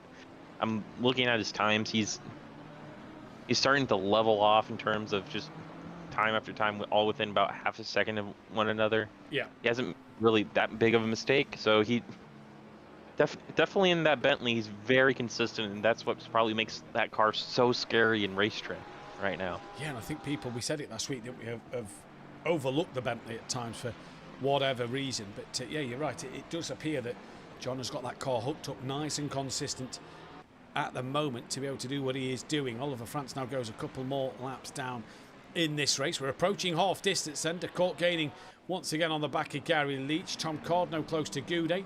They're really the only 2 fights out on circuit at the moment. There is Chris de Court and Gary Leach, your Pro-Am champion from last season, obviously in the BMW M4, made the switch to the Ford Mustang. Just the wrong circuit for the Ford, isn't it? Let's be honest. When you look at the Ford and Gary's little time he gets to test it, it's just the wrong track for it. Yeah, it's just unfortunate, I have to say. Ooh, no, Tom, please, no. Oh, sorry. What's happened? Tom goes wide in turn 1. He lost his rear end in turn 1 and just goes. He says it keeps out of the wall, but he loses it loads of time. That's probably how John Goody got past him as well, with the car being so heavy with the ballast of 13 kilograms in it. So he lost the rear end. John in the pits as well, so that should mean John will massively jump Tom Cardno there with that mistake. Yeah. Now Tom's just hoping he can set hopefully a really good in lap and hope that seemed to that didn't seem like 30 seconds for Goody. Did Goody not take tires? Obviously doesn't feel like he needs to take tires. That could be a big risk for John Gooday in this race. Where has Gooday come out? That's the 101 who's just gone past him of Sokolov. Herendich a bit further back. That works out about right. Herendich has jumped out of class, which I think was right, yeah, because Herendich was fighting Dan Davis. So, yeah, that's definitely right as to where John has come out the pits in regards to Sokolov. In fact, he's a lot closer to Sokolov. So, yeah, has John taken tyres here? That's an interesting call. Yeah, around here, especially if you're driving a front-engine car, I don't think it's the right call. If your tire wear is sublime and you're going to be about how the tires wear, like about I think a 2.3, 2.2 left of tread left in the tires, I think it's worth it. But when I raced here, I'm terrible on my rear tires around here. I was down to about 1.87 on my rear tires, and I didn't take tires. And that was everybody was below that 2 millimeter tread left, which and you lose about a second a lap. Yeah. With a bad tire. So it could work out for him since Tom had such a bad outlap. Where is Tom? Tom is P7. Oh yeah, I thought he boxed already. Dear God.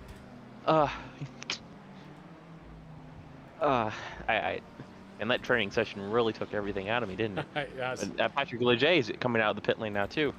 He was, I believe, running P6 before he came in, so it'll be interesting to see where he filters out of everything. And just in front of the race leader. So. Yeah. So Patrick Leger out the pits ahead of Sokolov, and just behind Milliston now. He's let Milliston go. Yeah, this is going to be interesting to see what John Gooday's done in terms of his tyres. He didn't take tyres at Bathurst, did he? And it worked out well over there. But again, Bathurst going up and down the mountain, he's obviously a bit more track position kind of formation, isn't it? It's hard to overtake and lose places up and down the mountain. So, yeah, for John there, seems pretty much like he's, you know, taken a good strategy last week. Here, though, with the nature of the corners, the track now up to 21 degrees, track temp, I don't know. I think it's a gamble. I think it's a massive gamble, especially in a front-engine car like this. But, hey, Goudet will know how his tyres feel. He'll know what to do in that car. And I'm sure that John's going to be the driver to try and find out what he does need to do. Piras and Harris now. Harris has got ahead of Piras. Another thing that probably helps our theory on Goody not taking tires. He's in front of Leger, or Patrick. Yeah, it was ahead of Mike Mathew. So we'll see how quick Patrick can now catch up to John. We're into the second half of the race. Cardno's in the pits. John's going to clear him by a country mile, especially if John hasn't taken tyres. But yeah, this is the interesting one: is can John stay well clear of Patrick Leger? And if he can hold Patrick Leger off, then a great strategy for the Bentley. But if Patrick Leger starts to get quicker than him, you know, he's going to start to reel him in pretty quick with that tyre offset, like you mentioned at the top of the programme. Well, it could be you gain the 5 seconds for not taking the tires, and he knows he's going to fall back, so he's probably going to try to make the. It's going to be pretty much a multi-class race with him. Just every time somebody that he's okay with losing position to, just let him by as easily and as quickly as possible, and just run as low of a race time as you can, or try to get as close to the 60 minutes of race time we have as the lead. It looks like Milliston's about to lap him, as well as Vitas and Pletersek is in the pit lane as well. I'm not sure if John made a mistake there as well, because he's lost over a second to Patrick Leger through sector from the start line to sector 1. So either that's John who's made a little bit of mistakes, his tyres are old, or that's the difference in the offset for Patrick Leger. We'll see what the gap is as they approach sector 2 now. And we'll see if this puts Leger any closer. Brave if so from Goudet, says Cherry Moore in the chat. And brave indeed. Well, the gap is now 9/10 of a second. So, yeah, if he hasn't taken tyres, I don't think it's going to have worked out for him. Well, and look who's just behind Patrick Leger as well. It's Hernick.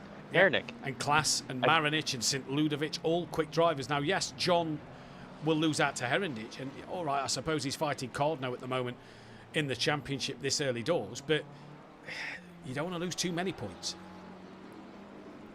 No, I think especially with the pit stop being minimum 25 seconds, losing 5 seconds just changing your tires, I think, especially around here, is a justifiable cost to get brand new tires and have the pace. Yeah. So, but again, hindsight's 20/20. So if he can stay in front of Heritage and Cardno and get the gold win, I will put my foot in my mouth pretty much. As the leader, Milliston is now in the pit lane as well, as he's looking for the Grand Slam right now of at least the qualifying a future race.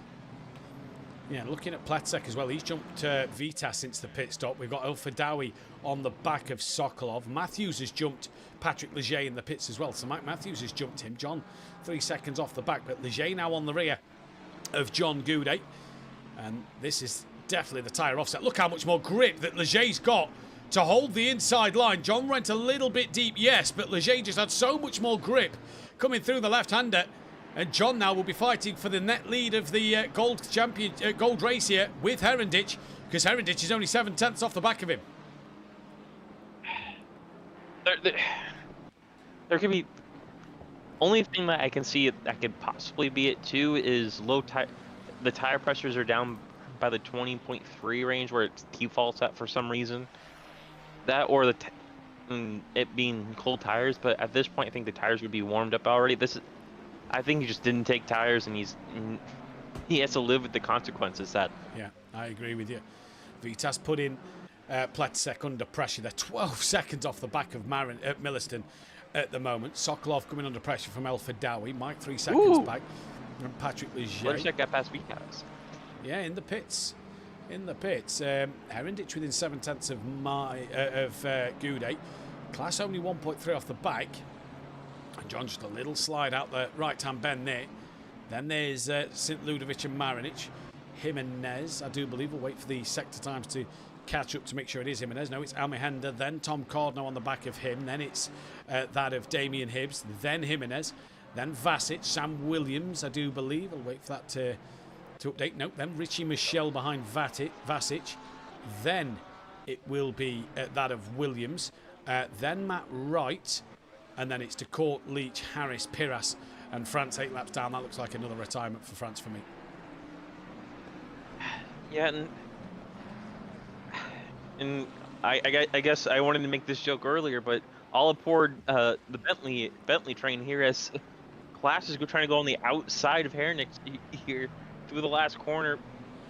I might get the run down the straight since he's on the outside, but the BMW had better traction out of it. Looks like he's gonna slip right into the slipstream of John Goody, and John Goody keeps P10 for another lap. Yeah, but he's got Herendich, he's got Class, he's nearly got Marindich, who's within a second of Class. He's got St. Ludovic, who's 2/10 off the back of the BMW. 6 seconds back is Amihenda, and then Cardno a further second behind him.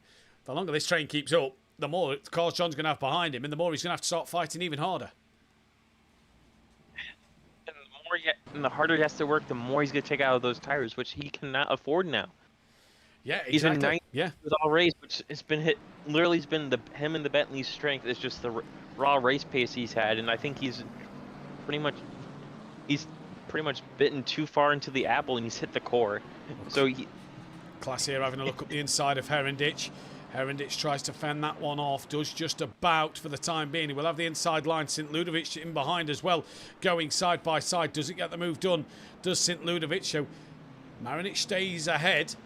And now it's just now a 5-car train, like you say, behind the Bentley of John Goudet, who, if you look in terms of lap times of Patrick Leger, lost a second to Leger last time around.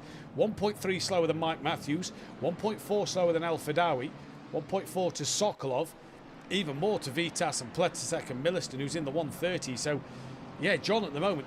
Dan Davis in the 32, so is Mackenzie. Them two are yet to stop, and they're both running in the 32. So, yeah, just going to show how tyres here are going to be that upper hand come the end of the race. Yeah, it's going to also be interesting to see if Dan Davis and Mackenzie take tires, if they're going to leave their pit stop to as late as possible. Just save the 5 seconds. If you're at a box with about 15 minutes left, I don't think it's worth taking tires. But if you're box, oh dear God, it's just a hold up everywhere. It's like being stuck on the interstate for yourself or the motorway for me, just being in a traffic jam where cars are trying to merge into your lane, and yeah, there's just cars everywhere. Amihenda in this one, by the way, has gained a second already on these 5, just by these 5 being stuck behind that big Bentley of John Goudet. And Goudet's teammates at the back of this train in St. Ludovic as well. And the thing is, he's not gaining on the train just because he's a platinum driver on Goody. You see Tom Carno and Hibbs are slightly losing to him, but not by much. It's just they're just this slow. And it's also interesting to think if Hernich took tires as well, as it looks like Mernich might get on Class here on the inside of the kink. He's in the position to do so. I don't think Class can keep on the outside. Oh, contact! Class on the gravel, going to lose out 2 places to Herendich, to Marindich and St. Ludovic here. But just here's a little thing for you. John Goudet's gone deep. Did Herendich tap John Goudet there? John Goudet's gone off. Herendich carries on his way, but he's very slow. Here comes Marinic now, darting left and right to avoid everybody. Cardno was a second quicker than everybody in front of him last lap, up to John Goudet, who is now at the back of this train. And now let's see where John will start to drop to, but yeah, Herendich, did he make contact with Goudet? He's only lost out to Marinic. Now St. Ludovic dives up the inside and gets the move done there on that one. Don't want to press the wrong button and ban anybody, so apologies for that. Popping up on your screen. But yeah, St. Ludovic has got past Herendich as well. Now Class is on the back. And this is where we're now going to tell how much John Goudet's tyres are hurting him compared to the others, because now he's been passed by them all after being hit off. And yeah, Herendich gives John the place back, so definitely must have been contact there.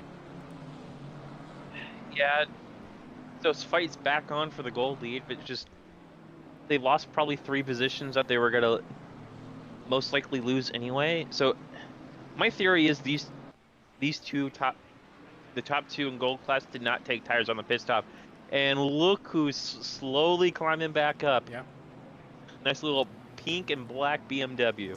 Tom Cardno for the 4-Dave Racing team. Got 1.8 seconds to Amihenda as he just goes a little wide when we big him up, but he is gaining on them. And now we'll see what Goudet can do. St. Ludovic having a look on the back of Marinic and pulls to the outside line. Does St. Ludovic, and Looking to get the move done. Can't do it there. And I think has his run compromised on the exit. Dan Davis into the pits. So will Dan take tyres? That's going to be the biggest question. He's going to drop down this order quite a bit. In fact, he's coming out the pit lane now. So we'll see where Dan emerges. And you can see how much these three have already pulled away from John Gooday as well as Herendich, by the way. And Ami Hender is on the back of these two as well now. Yeah, and Tom only lost about a second behind him. So of course, the Platinum driver will be faster just in terms of driver class and everything, but Tom is catching a little bit. Hibbs is catching as well. I think Jimenez is right in the range of catching the top two as well in terms of just having better tires. It's going to be real interesting to see how Goody and Hernish will try to either fight or work together here to keep the top two. Another man who's on a mission, Mike Matthews, has really brought the gap down to El Fidawi and Sokolov, who were having a nice little battle here. And looking at the lap times, Mike just a couple of tenths quicker than the pair of them. They're both in the 31s, but Mike lapping really well here at the moment just to try and gain on them. This is for a net first, second, third, fourth place effectively. Goody around, Hernick around. Oh, Herendich and Ami Hender around. And Cordno and Dan get all three of them. Hibbs will get two. What has happened there? It looked like Hernick and Goody were trying to go side by side down into the hairpin there. Goody probably, I don't know if he moved or anything. I just caught the end of it, but Hernick did bump into the back of Goody, and Goody is spun. The tires are probably overcooked now. As you see, if you look at the rear end, it's probably mimicking how fast he's talking right now. Tom Cardno here looking for a move up the inside of Dan Davis. Gets the job done. Runs a little deep on the exit of turn one. Dan looks like he's going to try and take this place back from Tom Cardno. Can't do so there though. And let's have a look at the rear of John Gouday's car then. Yeah, it's seen better days that. Not in too bad a shape. I've seen them in worse as Cardno and Dan going side by side once again. And Cardno looks like now he's stayed ahead of Dan Davis for the time being. So Cardno is now your gold leader. And Mike Matthews and El Fidawi have both got past Sokolov, and Mike only 8 tenths off the back of El Fidawi. So Mike Matthews has got the jump there. Vitas having a look on Pletisek into the final 18 minutes of this race. And Vitas can't do anything about Pletisek there then, so stays behind for the time being. And what a race we're seeing here at Valencia. It's been great, but carnage as well. Yeah, if you didn't know better, you thought this was the British Touring Car Series. Just the difference is these are all rear-wheel drive cars instead of front-wheel drive cars. Indeed, yeah, it's been absolute chaos at the moment, and what a night to be a part of here as we go back to that class and St. Ludovic and Marinic battle at the moment further forward. Mackenzie's trying to gain on the back of Patrick Leger. Good night for Mackenzie in this one tonight. Could be a shout for driver of the day with 2 good results. But Mike Matthews, can he get onto the back of El Fidawi here? He'd love to take a 4th place. Looks really good since being back in that McLaren compared to that BMW of last season. Yeah, and it's probably just a favorable bop around, driving style. Some people are really excel in the mid-engine cars, just being stable. You have to drive it a certain way, and other people like the front-engine car to where you can attack where you need to attack every corner, be early on the throttle to get the rotation. It's just all about how you drive and how you want the car to drive with you. Yeah, exactly. Ollie Francis has been in the pits for a while now, so that will definitely go down as a retirement for him. That's 2 retirements in 2 weeks.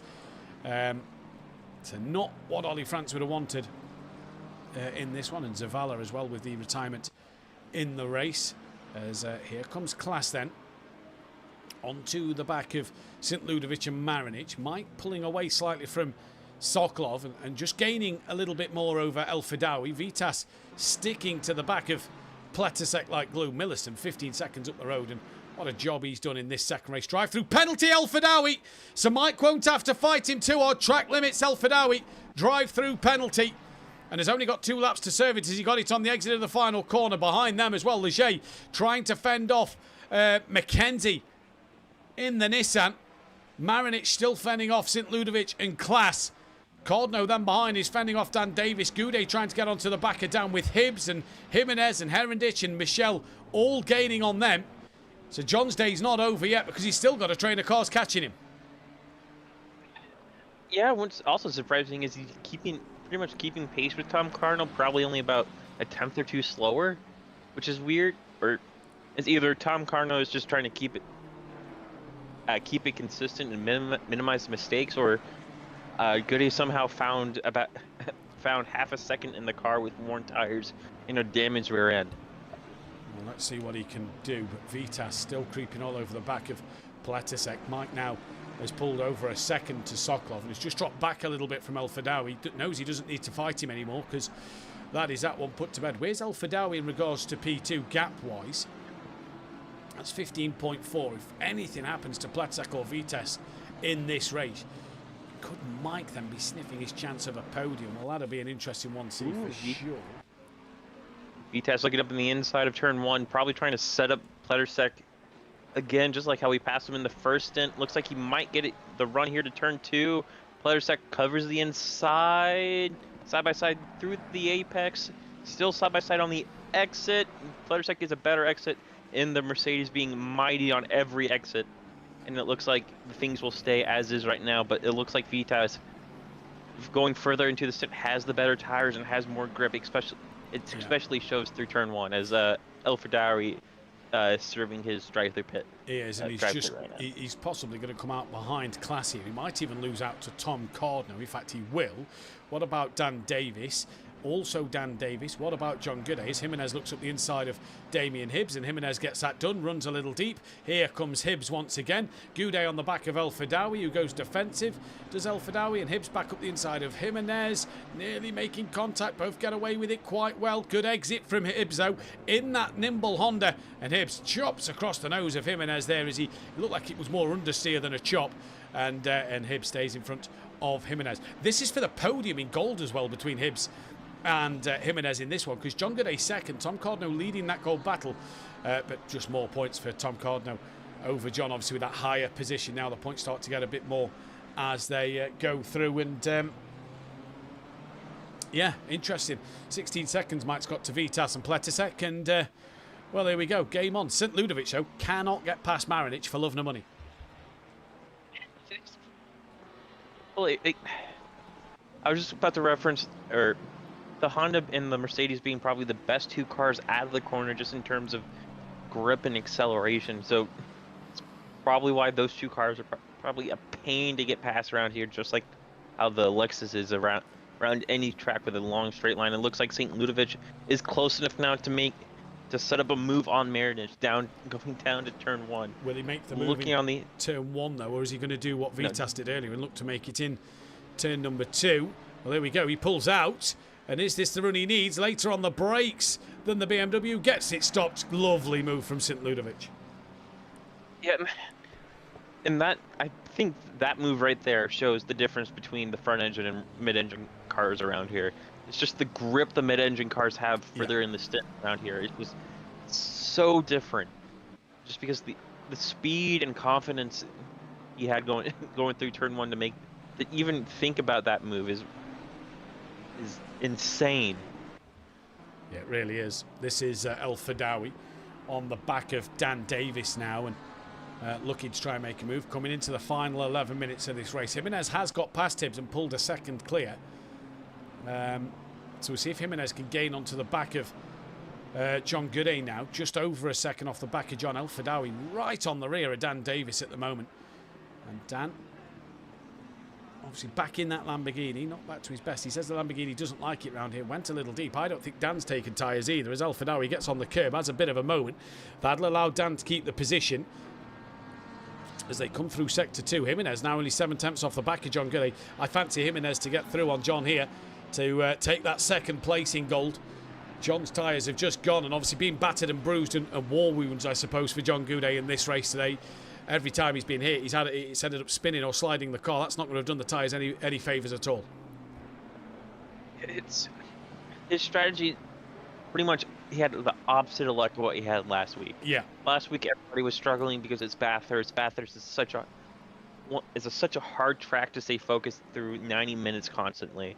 People are going to have mistakes, touch walls, and just him staying on him just being as consistent as possible. Literally, say probably a minute on pit stops because he didn't take tires throughout. it helped him through just because he had clean air and he was able to. Yeah. If he had to race people, he got past immediately. It was a great strategy. It was a great strategy. Yeah.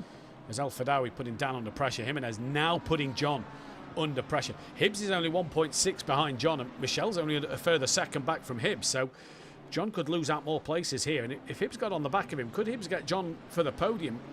Looking at the pace at the moment of these two, Hibbs only a little bit quicker than John. Wellington Jimenez was almost a second quicker last lap than John Gooday. So Jimenez has the pace. I'm not sure if Hibbs does. El-Fadawi and Dan, did they make contact? That's put John a little wide to avoid Dan. But El-Fadawi and Dan there was their contact. We was just watching the Jimenez-John fight, so I missed the end of that. But it definitely looked like contact. Dan was very slow on the exit of the corner. Yeah, Hibbs is finally, seems like he's got that car back underneath him and started lapping right around his pace again and slowly catching up to John Gooday and Jimenez now. And Michel finally, after the early spin he had, is coming back up. He's possibly looking at a P14, maybe a P13 if Davis didn't take tires as well.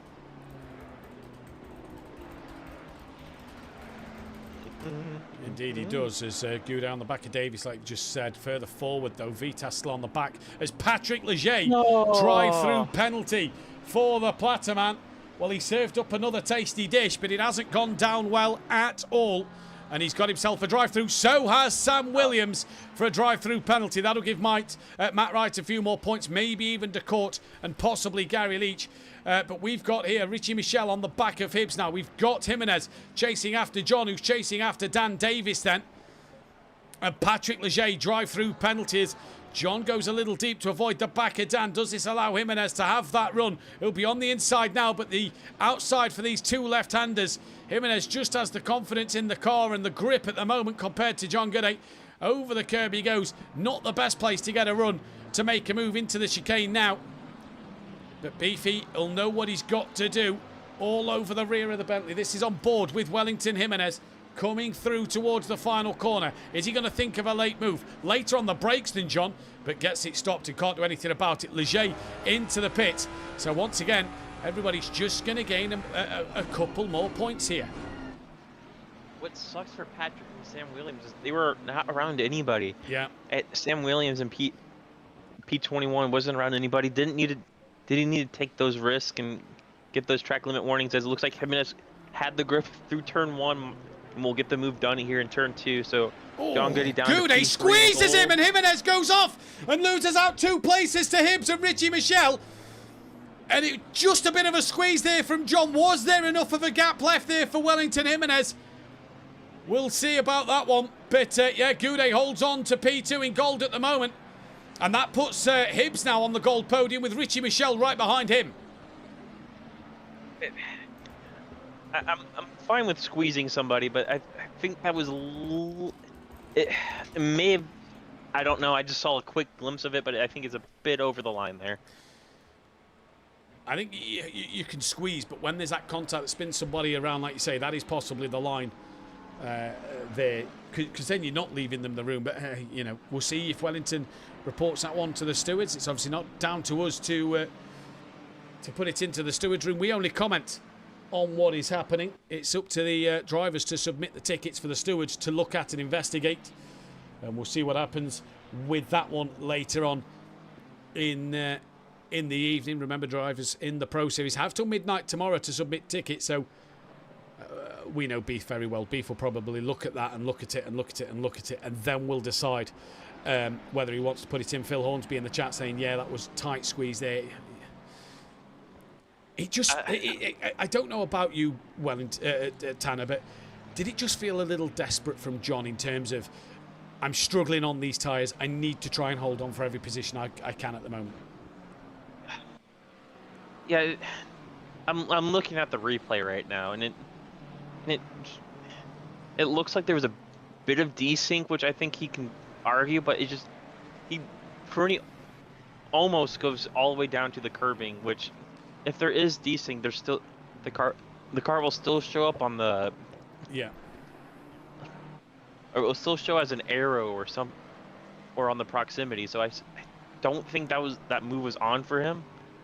But it's gonna be up to the stewards to say if he was on the line or just crossed over. We're saying this from this view. For all we know, Jimenez might not have been alongside at the turning point of the corner. So, we'll have to see all angles of the footage, and the stewards will obviously make the decision on that. But, yeah, interesting indeed. Vitas has lost a bit of time to Pletzek. I'm watching El Fadawi here on the back of Tom Cordno. Dan Davis with them as well. Richie Michel has got past Hibbs, and he's gaining on the back of Goudet. Is El Fadawi looking for the up and under on Cordno. Can't get it done there, and Cordno gets a good exit. So now, all of a sudden, Hibbs and Jimenez have got to try and come back to Goudet once again, as here comes El Fadawi looking for a move up the inside of Tom Cordno. He's not quite alongside yet, so doesn't look to make that move into turn 1. As the sun still rises, we're into the final 5 minutes of this race. Goudet being caught by Richie Michel now. Won't affect him in the Gold Championship, but obviously we'll take a few more points away from him in terms of that battle with Tom Cordno at the moment. Yeah, and I think we're going to have about 4 laps left of the race here. 4 being a safe estimate, it's probably be more like 3. 3 laps left, so Jimenez and Hibbs both have 3 laps remaining to get past that damaged and running on old tires Bentley and get past him as Jimenez goes wide again to let Leger through. No, he doesn't. Okay, I thought he was letting him through. Well, something's happening here. Richie Michel has just got past John Goudet right around the outside, just the extra grip out the corner. So John drops down behind Richie Michel. Jimenez has lost out to Patrick Leger now. Then further down, Vasic and Amihenda are fighting it out. The 135 of Matt Wright. Well, might want to put the sandbags back in the car, because that Porsche's looked all over the place tonight in Matt Wright's hand. He's struggled out there, and I'm wondering if he's taken tyres, because he's dropped down to 21st. De Court still a fair way behind him, but yeah, Amigenda, here, trying to get past on Vasic. And we've got Jimenez on the back of Leger, and now we've got Hibbs on the back of Goudet. 3 minutes 14 to go. Race leader has just come through to start the final sector. And here we go. Dan Davis having a look back on El Fadawi down into turn 1. Dan up the inside of El Fadawi. Dan makes a good move back into turn 1 and gets the job done over El Fadawi. Hibbs and John very wide in the background, as was Leger and Wellington. So a lot of track limits being taken through turn 1 there, but Dan through on the Ferrari. Richie Michel now on the back of the Ferrari as well. And I tell you what, I will credit John here, because he's not been dropped by these guys. He's sticking with them. Oh, contact! Richie Michel into El Fadawi. They both spin. Through goes John and Hibbs and Leger and Jimenez. What about Vasic and Amigenda then? They get through on Richie Michel. Is Vasic about to get past El Fadawi? Yes, he is up the inside. So Vasic goes through, runs a little deep. El Fadawi comes back underneath. And we'll have the inside line going into the airport. It's been scruffy racing in this Pro Series tonight. Yeah, and it's just people not being patient. As it looks like Michel might be, he looks like he might have some suspension damage on the front end there, with causing the contact as he lets the race leader by. But he went all the way off track to do so, which was weird.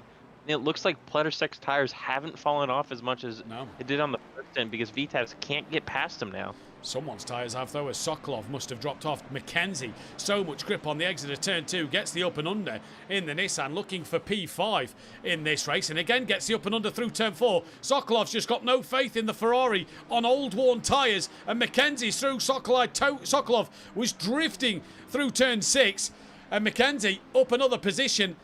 So Sokolov starting to tumble down a few places here. Class still on the back of Marinich, and behind John Goudet is yet another train of 4 cars. Yeah, and here we go. So these guys have about a lap, and these guys have 2. These guys have this lap and one more. Yeah. So if Hibbs wants P2 and gold, and especially P12, he has to get him past here. But I think Patrick just has to be patient, just because how everything's going. He probably hasn't seen any incidents, but we definitely seen as he goes for the inside. Looks like he goes on the inside of Hibbs. No, he thinks better of it and stays behind. Well, Hibbs didn't have the best of Bathurst, did he? So to get his Gold Championship up and running, needs a good Valencia here. Obviously, the drop scores come into effect next week. So Hibbs would love to get some more points over John Goudet, just to try and claw himself back into that championship contention at this early stage. Obviously, we've lost a lot of races this season. We've dropping 6 of the rounds have dropped to only the 190-minute race. Yeah, just it puts more of an emphasis to be more consistent, have good results. You need to prioritize good results over great results. It definitely puts into perspective that you need to be more consistent throughout, because it's only one drop score this year, right? Instead of two, if I remember correctly. No, it's always only been one. I've always only been the one. Oh, really? But we've obviously just lost them extra races. Yes, the points are bigger for the 90-minute race, but with losing a couple of races really will start to take its toll. Where is the race leader in Milliston then? Well, he comes around the final corner. And what a comfortable victory for Milliston. Pole position, race win, fastest lap. Milliston crosses the line to win in dominant fashion. But coming towards the end of the race, has Pletisek got enough to stay ahead of Vitas? Crucial for the championship. 2 points between them in the Platinum Championship so far. Pletisek rides the final corner. He will take P2 from Vitas, who finishes in third place. Great result from them two. Mike Matthews will be delighted with a P4 here. Lovely result for Mike at the very end to get that P4. Richie Michelle has finished down in 21st. We'll see some other results. Matt Wright down in 20th, but Mike Matthews P4, he will be delighted with that one. So will Mackenzie. P5 for the Nissan driver. What a job from Mackenzie there. Real good fight. Sokolov will be happy with a P6 in this race. St. Ludovic fought really hard for P7. Marinic can only take P8. Class P9 in this one. Your gold winner, though, looks like it's going to be Thomas Cardno. Dan Davis trying to get past him towards the end here. But Tom Cardno, P10 he's going to take in this race. What a drive from Tom Cardno. He wins in gold. Dan Davis 11th. John Gooday's going to hold on for a second place in gold from Hibbs, with Leger from Jimenez in this one. And then it's El Fadawi bringing up 16th place in this. And I've just inputted the wrong result. So I will get a screenshot of these quickly. Yeah, and if I'm John Goody, I'm going to be thanking Patrick for even looking for a move into turn 2 on Hibbs, just because that cost Hibbs probably about a quarter of a second, which was enough for him to stay in front. Yeah, it was enough for him to stay in front. Michael Harris and Knight to forget down in 25th place. Alexandrinov not here, Ben Rook not here. Ami Gender was down in 17th, and then, like we said, Tom Cardno, your race winner in the gold tonight. John Goody, second place. Matt Wright was down in 20th. Not the night for the Porsche. Cardno, though, might just leading gold after this one tonight with them extra points. He's pulled ahead. Jimenez was 4th in the gold championship before going into that race there. So I'm just going to bring up the screenshot. What we'll do is change the camera over so that everybody will now be able to see me frantically input these race results from this evening. So we're down to Hibbs, who, if he'd have got ahead of John, he'd just claws a few more points back in this one tonight. But we'll see what will happen with them results. Herendich was down in 19th. He was running well until a few incidences. Piras down the order. Sam Williams with that drive-through down the order in 23rd. Catini wasn't here. Decourt did get ahead of Gary at the end of this one. No Miger. Gary Leach, was down in 24th. No Benny Varga, no Rob Ramsell. Vasic in the Lexus was 18th place. So your championship standings at the moment look like this. In the platinum category, Pletisek leads from Marinic by 2 points in this championship at the moment. Vitas is then a point behind Marinic, with Milliston 16 behind Vitas. Class is 2 behind Milliston in P5. Ludovic 8 behind Class in P6. Big gap then back to Mackenzie in 7th. A bit of a gap to then Patrick Leger. Mike's only 5 points behind Leger in 8th and 9th, which means they could be starting alongside each other next week, Tanner. Lick our lips over that one. El Fadawi's P10. Michael Harris 11th. Sokolov is 12th from Richie Michelle. Overtaker Dan Davis. Ami Gender. Alexandrinov. Ben Rook. Oliver France. Zavala. Cairns, McGowan in the Gold Championship. So just quickly put these in order. Tom Cardno leads the Gold Championship by 4 points from John Goudet. Bit of a jump back down to Matt Wright and Hibbs, who are tied for third place on 131 points. Jimenez is on 126 from Herendich on 108. Williams 97. Piras 93. Decourt 73. Catini 71. Leach 66, Miger 46, Benny Varga 40, Vasic 38 and Ramsel 37. In the Teams Championship then, it is the BSH OZ Racing Team who lead the way by a comfortable margin from Team GBR. They're slightly ahead by some 13 points from Greasy Bandits Racing, who are just ahead of SimPlay Racing as well. They're only just in front of Team SPR, so a good little four-way fight, maybe even five or six-way fight here, because Balkan Esports aren't far off the back of Team SPR, and 4Dave Racing aren't far off the back of Balkan Esports at the moment. Big jump then to Richie's Corsa, Sleepy Lizard just behind them with Balkan Simub on their tail, Quantum Motorsport not far behind the Balkan Simub. Then it's the BSH Spinners, BAL Racing, MSA Racing and Road Runner Motors. In the commentary box at the moment then, we are joined by a handful of drivers here for their interviews, and we will start with the Gold Championship. We'll start with Damien Hibbs, who I can see in the chat at the moment. P3 on the night tonight. Mid-engine car looked like the cars to be in towards the end of that race, but you just couldn't get past John Goday. No, not at all. The start of the race, I think I had pretty decent pace, but got sort of a bit stuck in the pack. I was thinking about boxing early. Someone got spun on the last corner, and I sort of forced my hand. But as the temperatures climbed, around the 15-degree mark, the Honda was pretty stable. Once it got near the 21s, I was pretty on edge. I was thinking a crash. The first corner especially was really, really tricky. Yeah, it looked a tricky corner as well, but I mean, I'll ask John in a moment if he took tyres or not. It looked like John was pretty slow towards the back end of that stint. Cars just swamping him, got involved in a few incidents. Did you think at one stage that maybe there was a chance to get that second place in gold? The last probably 3 or 4 laps, there was a few chances. I think you've seen me race enough times. I'm not one to just send it and hope for the best. So the gap wasn't quite big enough. So, yeah, I was just being patient, hoping that he would run wide or, but, yeah, it never happened. Kept it too tidy. I had to be patient and just follow him to the finish. We had to Spa Francorchamps next week. Uh-oh. Yeah, Honda loves the beginning of El Rouge. What's your thoughts for Spa? 95% of the track's pretty decent. I can leave it there. I've got a setup where I can do a lap. Yeah, I'm not going to be threatening anyone towards the front, but much like Bathurst, just want to survive. Play the smart game, survive.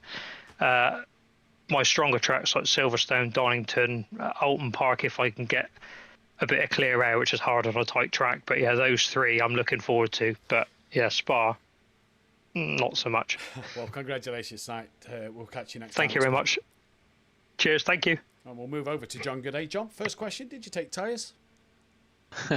Nah, I didn't take tyres. Yeah, you could tell at the end. It was a tough race for you in that second one. There was, you kind of became the mobile chicane at one point. Obviously, drivers around you that must have taken tyres was really gaining on you at one point, and it was almost like it was a bit of a battering ram as well. There was drivers just making a lot of, and this is just not on your battles as well. A lot of drivers tonight seem to be making some silly moves, all in all. But around yourself, you was hit quite a few times. Yeah, it was quite a frustrating night, to be fair. I'll be honest with you. I probably would have got away with the way the tyres were. It was the damage that really hindered me. Especially the last one to let Cardno through. That was the most frustrating one. Yeah, I had 41 seconds of damage. So 41 seconds of damage on top of old tyres. It just, yeah, it was horrible. Weren't a great night, to be fair, but it's just a lot. I felt it was just overly aggressive drivers tonight, and there was one driver I had to avoid him 4 times, and he hit me on the 5th one. Yeah, and it's like, come on. I'm fully with you. I think from last night and tonight, John, we've seen a night of almost frustration in overtaking from a lot of drivers. We've seen a lot of drivers make mistakes and make contact, and it seemed to have been the way tonight as well. That it's just been the case. Nevertheless, so you've got to be pleased with your performance. Another podium in that gold category, a second place in this second race today. So you've got to be pleased with the work that you're being able to deliver in this Bentley at the moment. Yeah. It's again, it's not so much it's coming back and showing that I could actually do it. Like I touched on last week, my main thing is to come back and show that I can actually race in pros. Yeah. Like I come away from the Aston Martin, which everyone knows I'm really strong in that, but for some reason I'm starting to find my feet in the Bentley now. It's taken me a little while. But yeah, when the thing hooks up, it's so nice to drive. It really is so rewarding to drive. But it's just when you get rear end damage, it kind of it becomes like a racing on ice then. Yeah, I know what you mean. Spa-Francorchamps though next week. What can you do around there? It's going to be a tough 90-minute race. Obviously, you can get tight in places. What can you do in the Bentley? Yeah, again, it's a track that suits the Bentley. You got the long straights. I think the main thing is just staying out of trouble, especially up a Rouge. There's going to be people that, can't really take that flat out in some cars, and depending on their fuel load as well, it makes the car lighter. But yeah, all in all, it's just I'm going into each race just trying to stay out of trouble.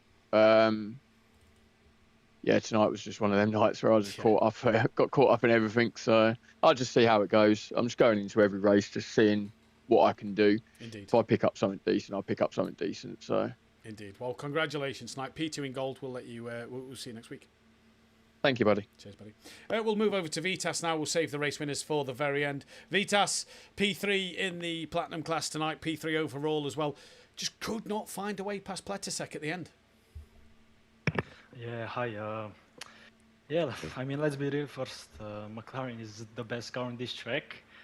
I found a great setup, everything, put some laps on it, but then, I mean, I fell at on the pit. I was clicking the ignition button, but my car wasn't turned on, so I lost like 4 seconds there, and then I lost to Simon, unfortunately. But we had some great battles through the race, so it was fun. McLaren must have been overpowered if Mike Mathews got 4th place, let me tell you that one. But yeah, it looked a great fight between yourself and Pletisek tonight.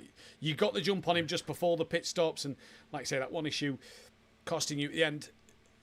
Milliston was uncatchable tonight, though. While you and Pletisek was fighting, it just seemed like Milliston was unable to get close to him with the pair of you fighting each other. Yeah, definitely. Milliston was in the other world, he was fastest lap, also on the quali, great, like low 30s. Nothing we could do really. 20 seconds ahead of us. I saw he had some incident or something. I didn't see. I saw it just on the map. But yeah, still great pace from him. But nonetheless, I'm happy for my podiums on both races. And yeah, I'm looking forward for Spa. Indeed. Well, what can you do at Spa next week? Well, Spa isn't my favorite track.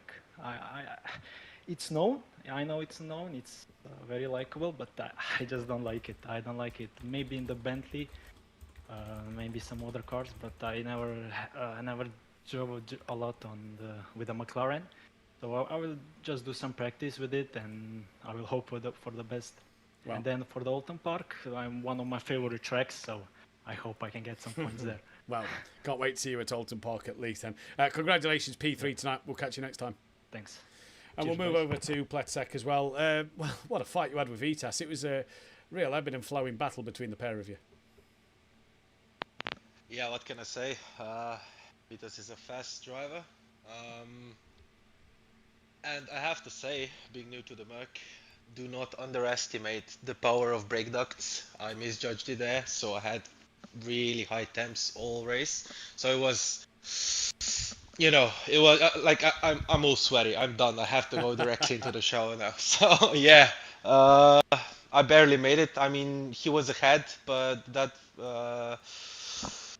mistake he made in the pits, that costed him. So yeah. He kept you honest. Anyway. He kept you honest in the entirety of the end of the race. So he made that mistake in the pits, caught you back up, and really kept that pressure on until the very end of the race. Yeah, exactly. I mean, Merc as the like, it's got a different driving characteristics. Like he caught me in almost every corner because I have to, you know, get the best line and then really slam it with wheel almost straight. Otherwise, I just lose the rear. And like I said, my brake ducts were too low this time. So yeah. Either way, but I'm very satisfied with the race. Yeah, exactly. P2, great result from yourself. Spa next week. What can we do around Spa? What do we think we can do there? Honestly, I've got no idea. It's not one of my favorite tracks. I did do a 24-hour race there in the BMW, but I don't know. Let's see. Gotta get a setup first, then drive a few laps, and let's see. Indeed. Well, congratulations on tonight's result. We'll let you go, and we'll see you next time. Thank you. And we'll move over to the race winner now. Sadly, we haven't got Milliston in the box with us, so we'll only get to speak to Tom Cardno. Tom, possibly a little bit fortunate to get the race win the way you did, with Goudet having a bit of an incident, but it's a race win nonetheless. You're going to take it. Yeah, definitely. I mean, it's obviously gutted for him having the damage and, you know, getting a bit messed up by some silly other people. But you capitalise on others' mistakes, don't you? So it's kind of, well, not necessarily his mistake, but yeah, just capitalised on others making a mistake and just tried to keep it consistent, really.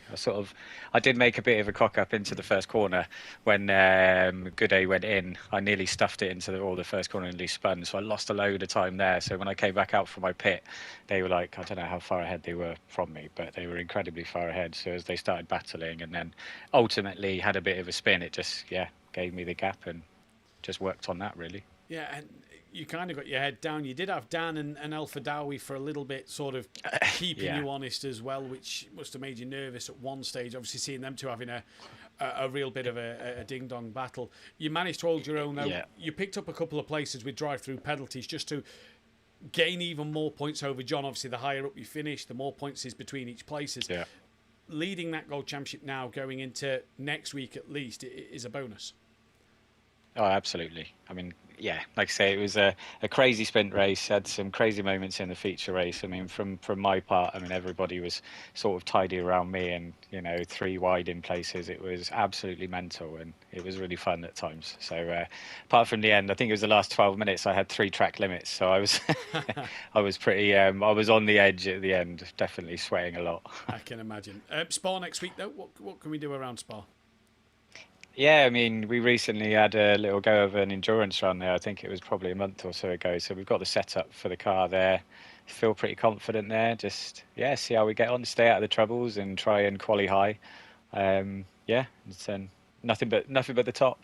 Indeed. Well, Tom, congratulations on the race win this afternoon. Thank you, we'll mate. let you go and enjoy that one. Appreciate it.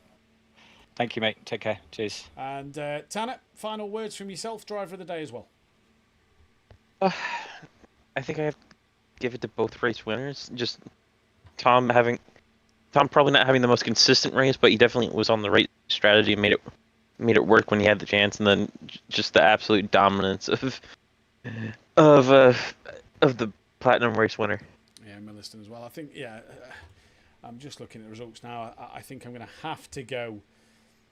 Yeah, probably with Tom. He's had the best 2 race results in the Gold Championship tonight on an average. And then if I look at the Platinum category, I'm actually going to give it to Vitas, 2nd and 3rd. I think Vitas had a strong night of points. So I'm going to go for Vitas as well.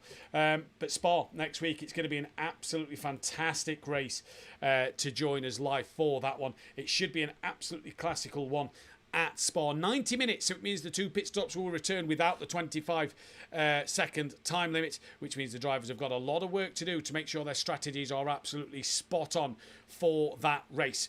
You can join us live next week for all the action across all 3 nights of racing. LMU on Tuesday, with then Pro-Am Wednesday and Pro on the Thursday. But from me, Tanner, and all of the SimPlay team, thank you all for watching. Don't forget to hit that subscribe button, like if you enjoy what you see here, and the bell to be notified when we go live, as well as checking out our fantastic sponsor, Design Manchester, in the description below. But we'll see you next week. Goodbye.